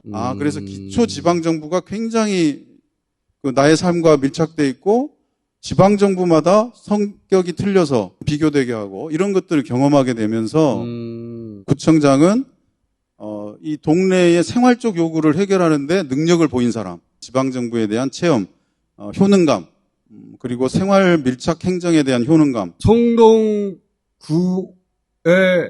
코로나19 행정은 다른 구와 어떻게 달랐길래 사람들이 그걸 체감하고 느꼈기 때문에 표로 연결된 거거든요. 선별진료 검사소 그걸 최초로 이제 만들어서 그다음에 두 번째는 문자 메시지로 이렇게 쭉 그 정보를 이렇게 받으시잖아요. 그걸 최초로 보낸 그다음에 마스크 대란 때 그 동주민센터를 통해서 마스크를 주민들에게 배부를 최초로 한 최초로 한 거고요. 뭐 그다음에 식당이나 공공기관 방문할 때 수기로 하다가 나중에 QR로 다 바뀌었잖아요. 그렇죠. 그걸 맨 먼저 도입한 게 저희 부에서. 고맙습니다. 아직 더 자랑할 게 있는데 박수 칠 때 그만해야 되니까. 보니까 당근마켓의 공식 계정을 최초로 가진. 예. 이야, 최초를 많이 하셨어. 예. 그러니까. 그리고 아주 재밌는 게 있더라고요. 그 에스파라고 하는 아이돌 있잖아요. 그 뮤직비디오에 어떤 좌표가 나왔나 봐요. 그게 알고 보니까 성수동에 있는 SM 엔터테인먼트 위치였대요. 그거를 이제 구청장님이 트위터로 알린 거야. 그래서 별명이 성동 만바가 됐어. SNS에 굉장히 유능한 걸그룹 매니아가 아닌가. SNS를 굉장히 적극적으로 활용하시더라고요, 보니까. 저는 소통을 굉장히 중요시 하는데 이건 자세라고 생각하거든요. 우리 구민들께 구청장으로서 어떠한 자세를 가져야 하고 어떠한 태도를 갖고 대해야 되는가 그런 문제라고 보기 때문에 저는 핸드폰 번호 그러니까. 다 공개해서 문자로 민원을 다 받고요. SNS를 통해서 소통하면서 민원을 받습니다. 근데 그렇게 하는 이유는 문자 메시지에 편하신 분들이 있고 또 SNS에 편하신 분들이 있는데 구민들이 편한 거에 맞춰서 다양한 채널을 열어놓고 일반 문자를 받아가지고 네네 그거를 일일이 답장을 하신다는 거잖아요. 그렇죠, 네네. 예. 아유, 나 구청장 못하겠다. 예. 그게 뭐 한 달이면 수백 개씩 쌓일 거 아니에요? 네. 선거운동 때 보냈던 문자 번호 거기로 선거운동할 때 많이 받으시잖아요. 앞으로 이 번호로 뭐 불편사항이나 이런 거 있으면 주시면 답을 드리겠다고 했더니 한 3, 4일 만에 3,000건인가가 들어왔어요. 이제 그거 처리하고 그다음부터는 평균 2, 30건씩 하루에 들어옵니다. 그리고 많을 때는 코로나 아주 막 위기 때 이럴 때는 3, 400건씩 들어오기도 했고요. 저는 그게 처음에는 주민들과 소통 방법이라고 생각했는데 나중에 보니까 제가 배우더라고요. 주민들이 지금 관심사가 뭔지, 뭐를 불편해하는지를 가장 빨리 알 수 있습니다. 그걸 통해서 이제 또 정책을 개발해내니까 좀 더 빨리 할 수 있더라고요. 그런 측면에서 본다면 그 소통이 저에게는 오히려 공부할 수 있는 기회이고 또 좋은 정책을 만들 수 있는 그런 좋은 기회라고 이렇게 계기라고 생각합니다. 이야, 박수. 이야.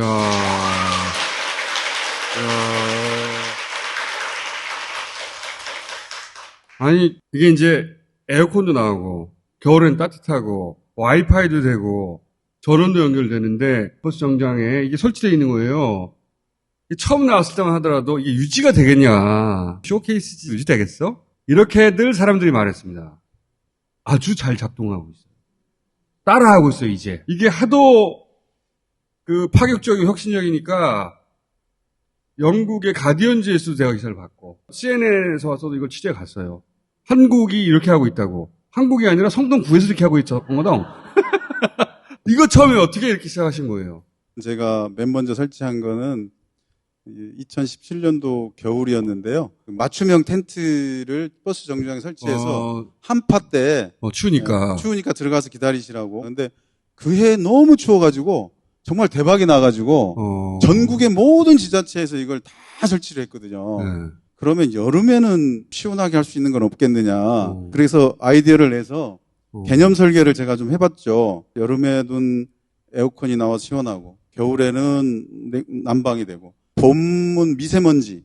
이게 미세먼지가 버스 정류장이 가장 심합니다. 버스 정류장에서 기다리는 분들이 어떻게 보면 교통 약자라고 볼 수 있는데 우리가 주차장 한 면 만드는데 내 수억씩 드는데 그런 거는 투자하는 거 아깝지 않고 이런 거 우리가 한 번도 고민을 안 해봤잖아요.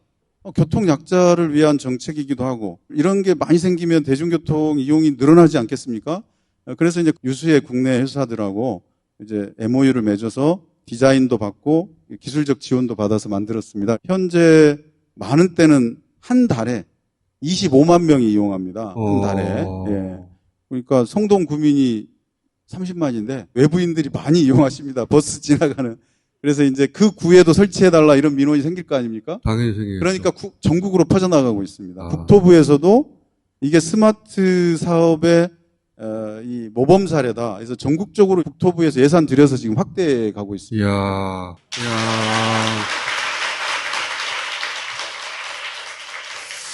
세금 이런 데 써야 되는 거 아니에요? 그럼 지금 하루 종일 구청장으로 이 구민들의 삶을 어떻게 개선할 것인가 그걸 고민하시는 거네요? 하루 종일은 아닌 것 같습니다. 뭐 대부분의 시간을 그렇게 고민하고 있습니다. 왜냐면 시도 때도 없이 문자가 날아올 거 아니에요?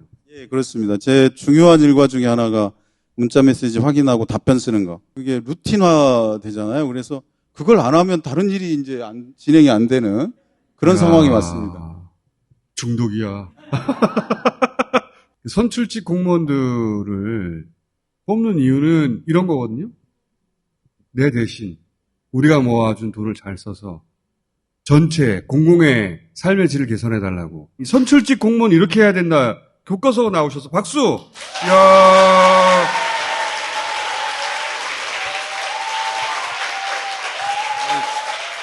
예. 식은땀이 망설입니다. 자, 그러면 그 다음으로 가야지. 그 다음은, 서울시장입니까? 예,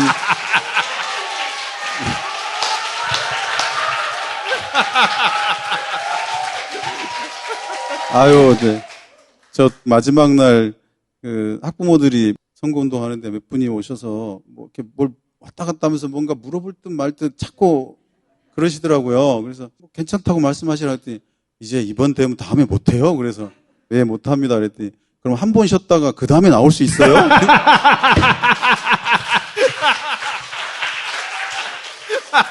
아니, 평생 구청장만 하는 거야?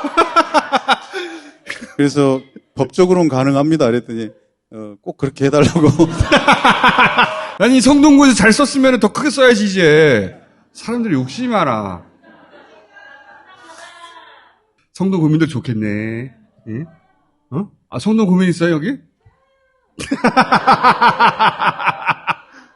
저기도 있네. 성동 구민이 너무 많은 것 같은데? 구청장 오신다고 해서 일부러 오신 거예요? 거짓말! 기 살려주려고? 근데 이게 원래 정치의 정통 코스예요. 구청장실에서 일해보고, 그리고 국회의원 보좌관도 해보고, 정책적 경험도 쌓고, 그리고 직접 구청장에 도전하고, 기초단체장 겪어보고, 그리고 나서 광역단체장 도전하고, 그 코스가 원래 제로된 코스거든요? 그러니까 이 다음은 서울시장밖에 없네.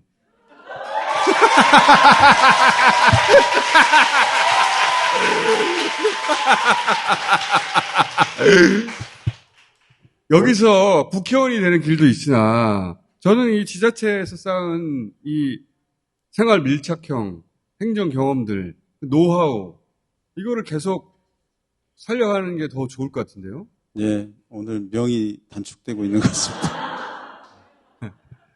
서울시장 같은 건 생각 안 하고 오셨어요? 예, 전혀 생각 안 해봤고요. 구청장 처음에 도전할 때, 구청장이 작을 수도 있고 큰일 수도 있잖아요. 근데 그건 어떻게 하느냐에 달려있다. 그래서 만약에, 제가 있는 성동구를 살기 좋게 만들면 거기서 좋은 정책을 만들어내면 이게, 인근 옆에 동으로도 전국적으로 퍼지면 결국 법을 하나 만든 것과 같은 효과가 생기지 않느냐. 법을 하나 만든 건 굉장히 어렵지만 구청장이 좋은 정책을 하나 실현하는 건 굉장히 쉬운 일 중에 하나거든요. 왜냐하면 그 작은 규모니까 먼저 시행해서 모범 사례가 되면 이 모범 사례는 이미 검증된 일이니까 다른 구에서 가져가기 쉽죠. 그럼 그게 계속 퍼져나가는 거죠. 생각도 너무 바람직해.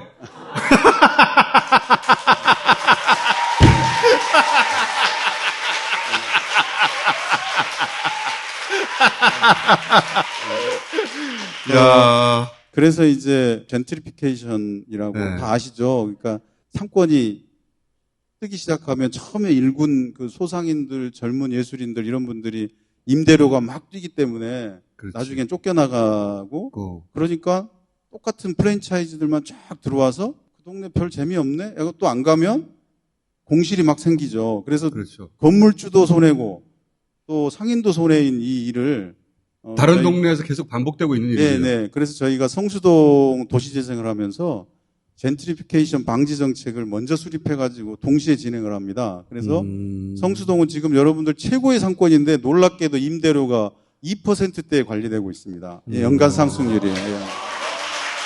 이야. 근데 이걸 자랑하려고 한 건 아니고요.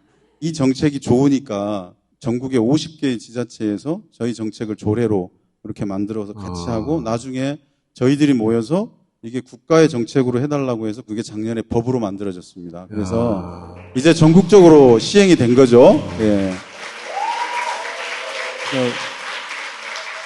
결국은 이렇게 작은 단위에서 좋은 정책이 만들어지면 이렇게 금방금방 퍼질 수 있으니까 저는 그런 것을 지방정부의 힘이라고 생각합니다. 하나 더 예로 드리면 필수 노동자라는 말 많이 들어보셨죠. 코로나 시기에 배달 라이더들이라든지 그다음에 돌봄 노동하시는 분들, 청소라든지 굉장히 중요한데 이분들이 높은 사회적 가치를 창출함에도 불구하고 사회적 대우가 높지 않잖아요. 그래서 저희가 필수 노동자 보호 및 지원에 관한 조례를 만들어서 필수 노동자 존중 캠페인도 벌이고 그분들에게 보호장구라든지 이런 것들도 선도적으로 지급하고 그래서 안전하게 일할 수 있게 이런 정책을 폈는데 이게 이제 전국 지자체로 확대되고 국회에서도 입법화해서 노동부에서 직접 주관해서 이걸 진행하고 있습니다. 지방정부에서 한 일들이 이렇게 중앙정부의 정책이 될 수 있는 그러면 이미 검증된 일이 중앙정부의 정책으로 되기 때문에 실패 확률이 확 줄잖아요. 저는 지방정부에서 할 일이 그런 일이고 정부에서 지방정부를 육성하고 지원해야 될 이유도 거기 있다고 생각합니다. 중앙정부에서 지방정부에 대한 관점과 지원이나 이런 것을 이렇게 바꿔서 적극적으로 지원하고 거기서 나타나는 모범 사례를 중앙정책화 한다면 우리 사회가 훨씬 시행착오를 줄이면서 훨씬 더 앞으로 전진할 수 있다고 저는 그렇게 생각합니다. 예.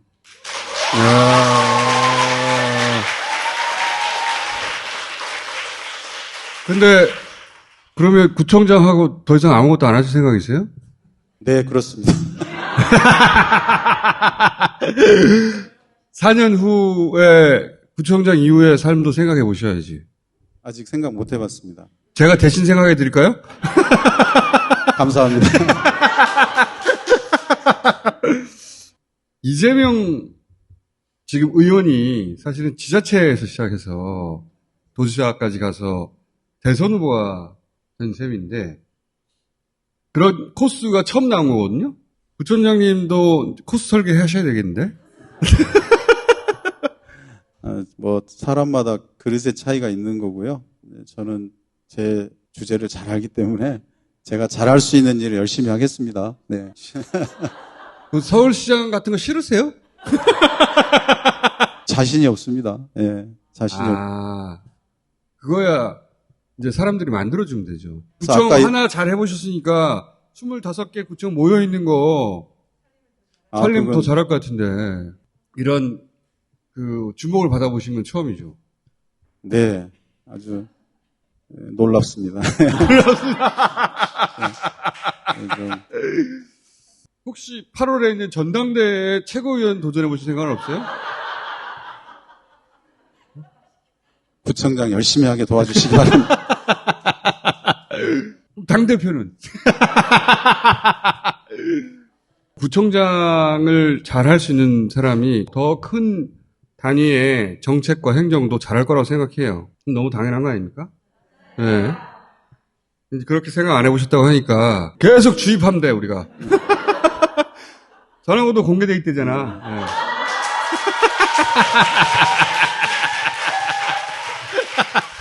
저는 성동구 아니고 영등포구에 사는데요. 성동구를 떠나서 예를 들어 영등포구에 다시 출마할 수는 없죠. 출마할 수 있죠. 뭐가 와야! 구청장만 돌아다니는 사람 말이야, 계속? 아, 그렇구나. 예, 같은 지역구에 민선 3선이 안 되는 것이고. 동일 지역구 3연속이고요. 그래서 옆에 예약이 좀 몇 군데 들어오긴 했습니다.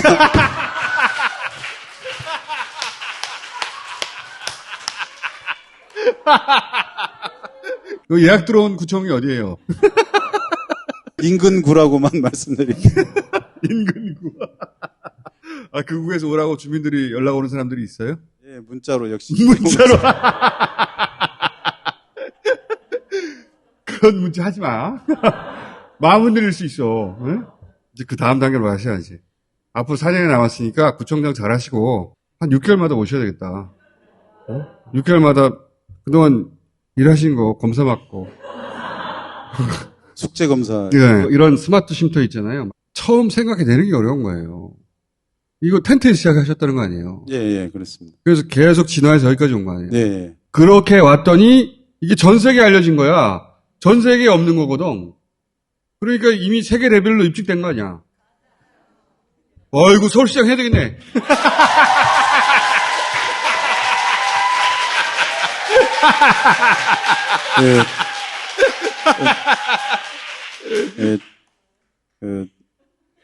듣고 싶지 않아요. 제 자기 자신을 잘 압니다. 지금까지 서울시장을 거쳐서 대선 징검다리로 여겼잖아요. 그게 아니라 서울시장 자체가 최종 목표일 수도 있는 거 아니야. 그런 모델도 나올 때가 되지 않았나? 좋으신 말씀인데 목표를 이루고 박수 칠 때 떠나는 정치인도 필요하다. 그래서 정말 살기 좋은 동네 만들어 놓고 떠나는 것도 필요한 거 아닌가. 현재는 그렇게 생각하고 있습니다. 네, 고맙습니다. 그러니까 성동구청장은 어차피 3선밖에 못하니까 떠나야 되잖아요. 어디로 떠나냐가 남은 거잖아요. 국회의원으로도 가거나 어디 교수님이 된다든가. 그 중에 하나로 이제 서울시장 같은 거 넣어두세요, 이렇게. 또 하나 적어두세요, 수첩에다가. 아유, 이게 아주 목욕하고 있습니다. 땀이 하도 많이 나서. 혹시 뭐 갭 투자 많이 했거나 그런 건 없죠? 네. 저희 뭐 매년 재산 공개를 하고 있기 때문에. 네. 병역은 어떻게 되십니까?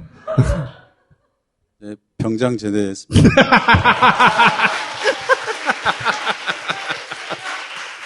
혹시 자녀들 중에 도박 사이트 운영한다든가 그런 분 없죠? 네. 됐고. 전관예우로 뭐 수십억씩 받고 그래 본 적도 없죠? 네. 20대 어머니가 아파트 사주고 그런 적 없죠? 네. 자, 그러면 4년 후에 이제 진로에 대해서 이런 얘기는 처음 들어보셨어요? 아니 뭐 사석에서야 뭐 웃으면서 농담으로 하지만 이 방송에서 이렇게 하시니까 진짜로 지금 제가 다 아주 난처하고 난감하고. 예. 사석에서 그런 말 한 사람 누가 있어요? 뭐 친한 사람들이. 아, 친구들이? 그 친구들이 많아졌다고 생각하세요.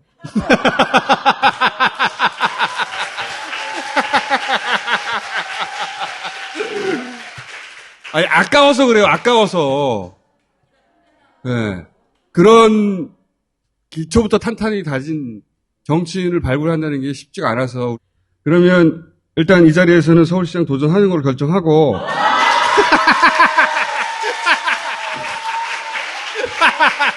네, 전혀 아닙니다. 전혀 아닙니다. 네. 저 이거 이번 임기도 아직 안 끝났고 다음 임기 시작도 아직 안 됐습니다. 네. 구청장 4년 정말로 후회 없이 후회가 남지 않도록 잘 하겠습니다. 이런 방법이 있어요. 성동구에 사는 친구들이나 친척이나 아는 사람도 있을 거 아니에요. 그 사람들한테 계속 퍼뜨려요. 니네 구청장 다음에 서울시장 나간다며?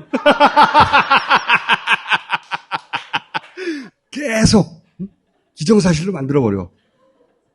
자, 구청장님 오늘 이만 하겠습니다. 감사합니다. 네.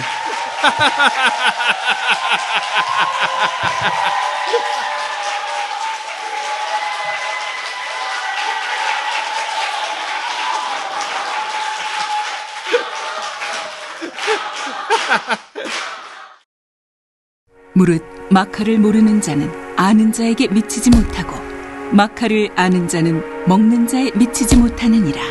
페루의 한 성인이 남긴 말로 마카를 알기만 하는 것보다 먹어보는 것이 중요하다는 가르침을 담고 있습니다. 마구 마카, 이제 실천할 때입니다. 아유, 잘 잤다.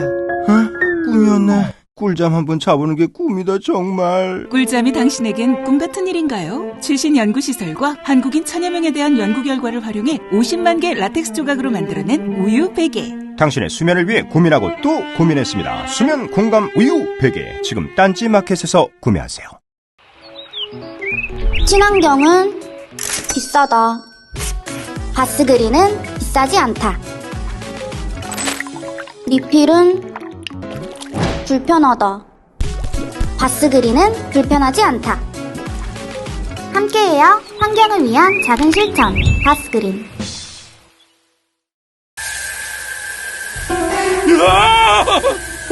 또 빠졌네. 다모의 샴푸와 함께라면 두렵지 않습니다. 국정감사를 통해 믿을 수 있는 제품으로 알려진 바로 그 샴푸. 95% 이상의 식물유래 성분과 청귤에서 뽑아낸 청피엑산으로 향기까지 좋은 다모에. 딴지마켓에서 믿고 써보세요. 오랜만에 두 분을 모시겠습니다. 자, 안녕하세요. 안녕하세요. 두 분을 모신 이유가 뭐냐면 국내 바보 뉴스가 너무 많아가지고 이 해외에서 기분 좋은 뉴스를 좀 들으려고. 자, 우선 BTS가 백악관에 가서 연설을 했잖아요. 근데 그 정확한 의미를 우리나라 언론들이 제대로 해설을 안 해주더라고. 자, 일단 김용대 평론가의 해설부터 들어보겠습니다. 중요한 얘기를 제가 하겠습니다. 제가 바이든 당선 전후로 해서 이 다스베다에 출연해서 바이든 꿈을 꿨다는 얘기를 한 적이 있습니다. 바이든이 저를 백악관으로 초청을 해서 제가 바이든에게 케이팝에 대해 강의하는 그런 꿈을 꿨거든요. 근데 제가 항상 꿈이 조금씩 틀려요. 그러니까 그게 주인공 제가 아니라 BTS였습니다. 그러니까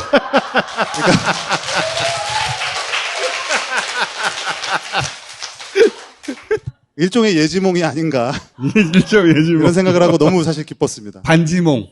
네. 반 정도로 맞았어. 케이팝 얘기할 때 제가 항상 드리는 말씀인데 우리는 이 안에 있잖아요. 모든 거를 중심을 여기다 놓고 이렇게 단편적으로 해석을 해요. 그러니까 가령 BTS가 백악관을 갔다 그러면 유명한 가수니까 초대받았다. 그렇죠, 그렇죠. 백악관의 과거 사례를 보면 오바마면 친 오바마 가수, 부시면 친 부시 가수, 레이건 때는 특히 이제 팝 가수들 많이 활용했죠. 뭐 대부분은 이브닝 파티라든지 뭐 몇 주년 행사로서 가수로 참여한 적은 있었는데 이번에 BTS가 참여한 그 취지에 대해서 잘 설명이 안 돼 있더라고요. 그렇지. 예. 그게 빠졌어요. 마치 유명 가수여서 왜 우리도 정치인들이 연예인들을 자기 유세장에 올리고 뭐 그런 정도 수준 아닐까? 그렇게 쑥 지나가 버렸는데 그렇죠. 가을에 미국에서는 중간선거가 있어요. 대통령한테 중간선거는 굉장히 중요한 겁니다. 근데 바이든 지지율이 낮아요. 미국 내 아시안계에서 표를 얻어야 되겠어.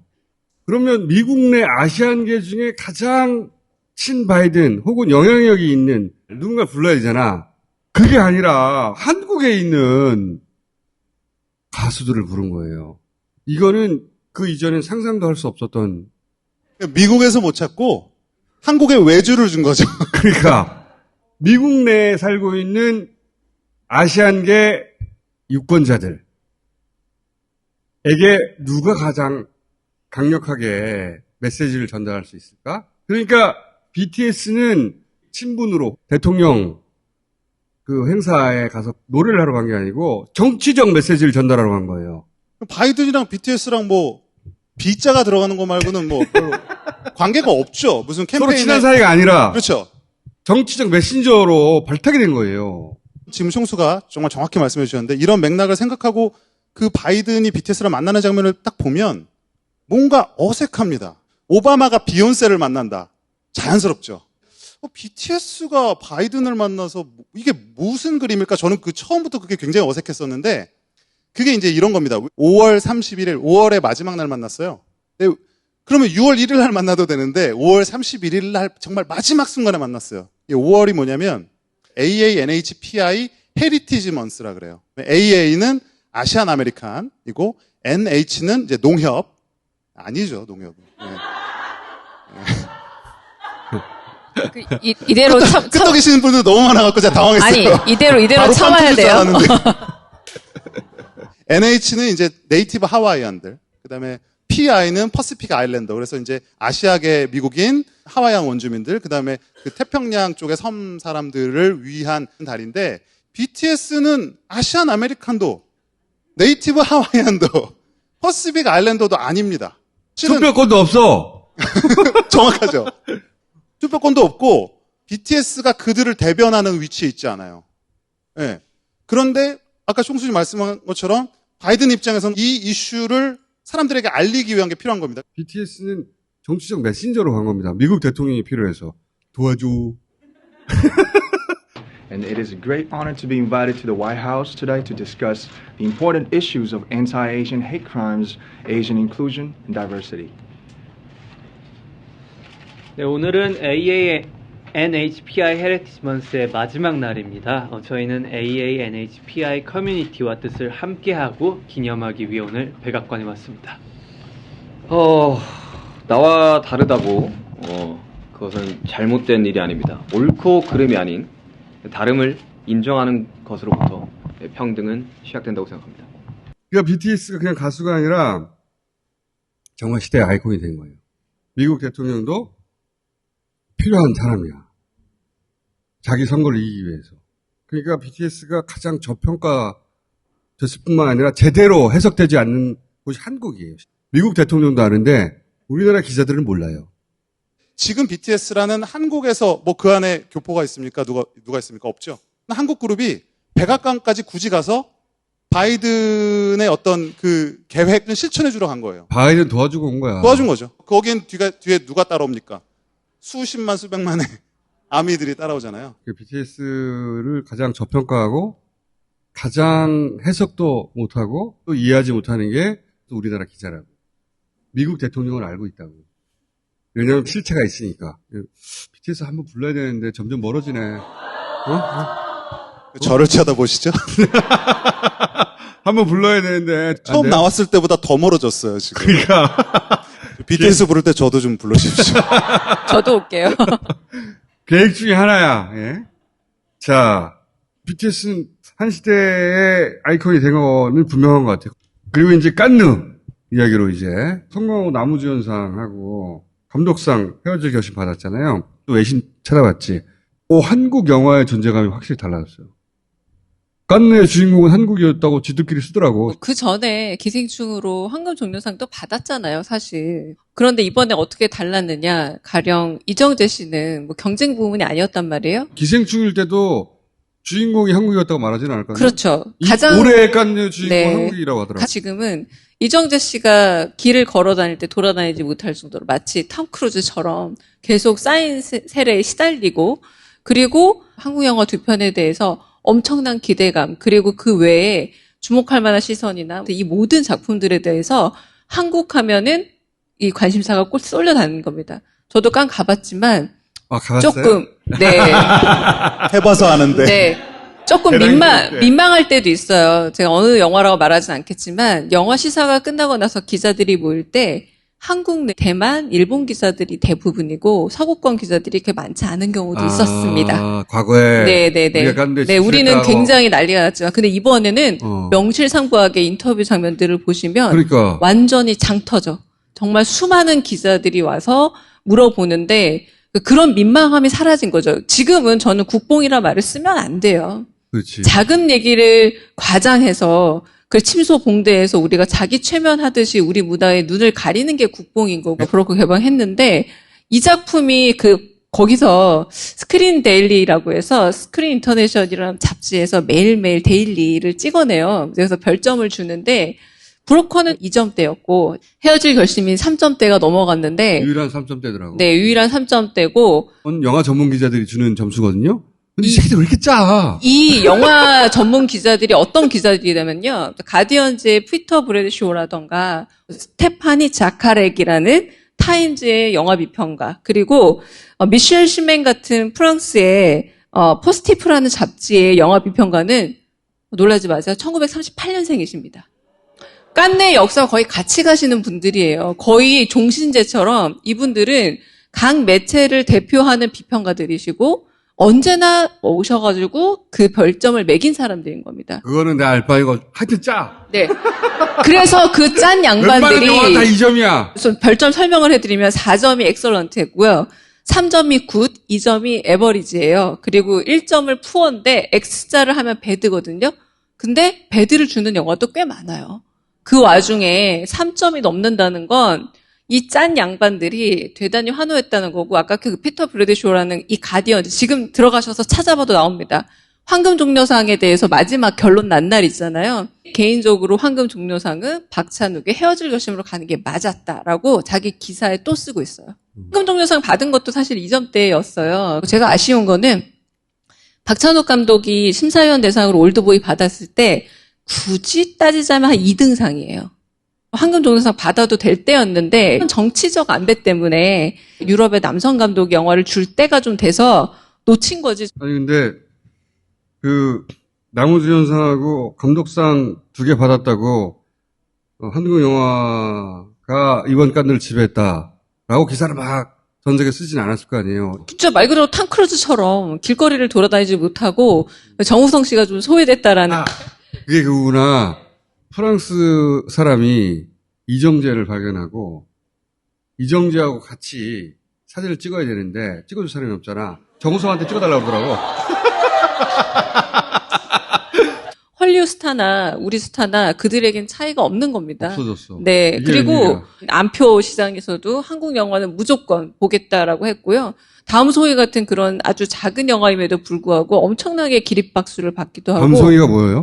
도희아를 만들었던 정주리 감독의 작품이고요. 그건 경쟁 부문 아니었지만 뭐 줄 서서 보고 굉장히 큰 화제가 일으키기도 뭐 주목할 만한 시선 뭐 이런. 맞습니다. 네. 헌트도 그렇고 우리 영화 5편 모두가 엄청나게 5개나 나갔어요? 5개 갔죠. 네. 이 모든 영화들이 엄청난 환호를 받았고 심지어 황금 종려상을 받았을 때조차도 영화 전문가들 말고 대중들이 좀 썰렁했다면 애당초 시사회 때부터 대중들이 엄청난 반응을 보였다라는 게 가장 큰 차이죠. 네.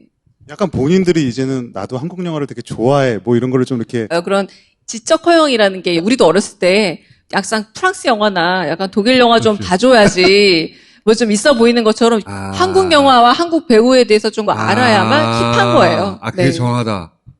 영화 좀 본다는 애들은 프랑스 영화가 누벨바그가 어쩌고 이런 레오까라 나쁜 피 뭐 이런 거 봐야 돼. 보면서 이게 뭔 소리야. 이해가 잘 안 가. 그 관계가 역전됐구나. 역전돼가지고 프랑스 애들이 할리우드 영화밖에 모르면서 어떻게 네가 영화를 지금 러브한다고 하냐. 그렇죠.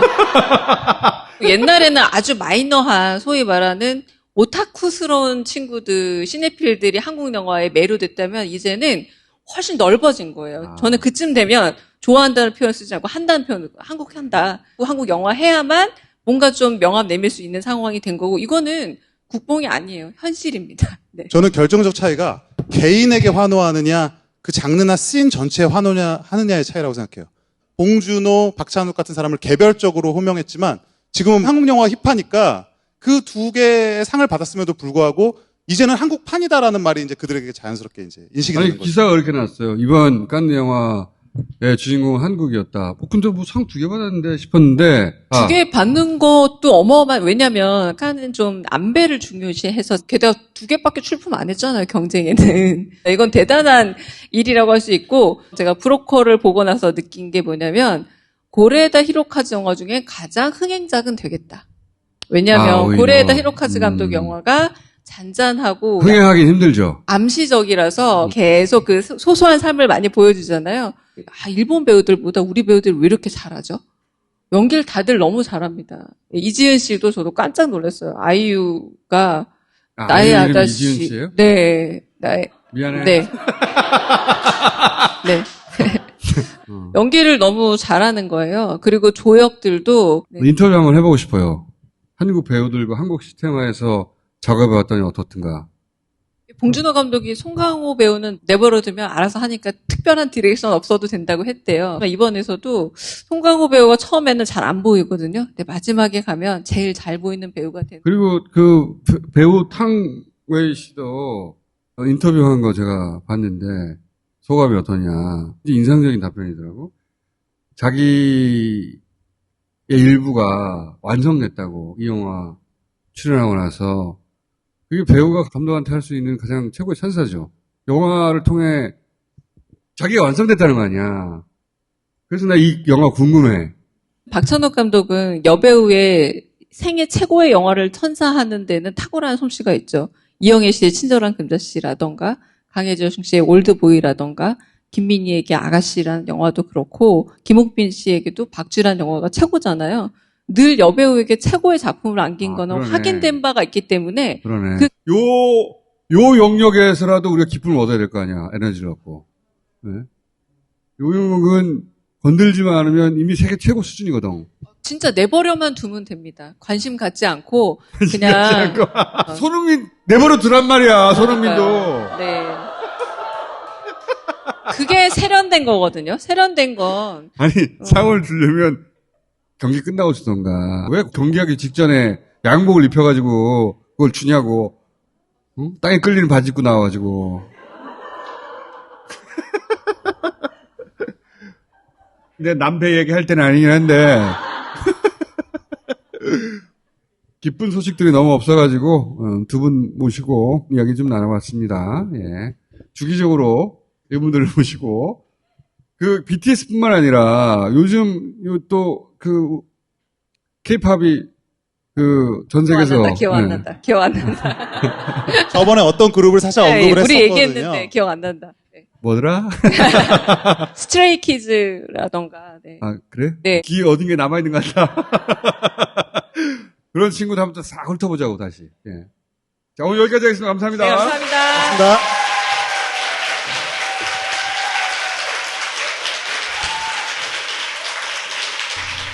선거가 끝나고 나서 가장 멍청한 이야기가 내가 뭐라고 그랬어. 어떤 문제도 해결할 수 없는데 가장 많이 하는 이야기입니다. 기다려 드릴 필요가 전혀 없습니다. 언론에서 이제 망하라고 기사들 많이 내잖아요. 망해라, 망해라. 안 망해. 망하게 두지도 않고 망하지도 않습니다. 이제는 잘 정비해서 다음 볼을 가져오면 되잖아. 그리고 우리에겐 다스베이더가 있잖아. 여기까지 하겠습니다. 자, 감사합니다.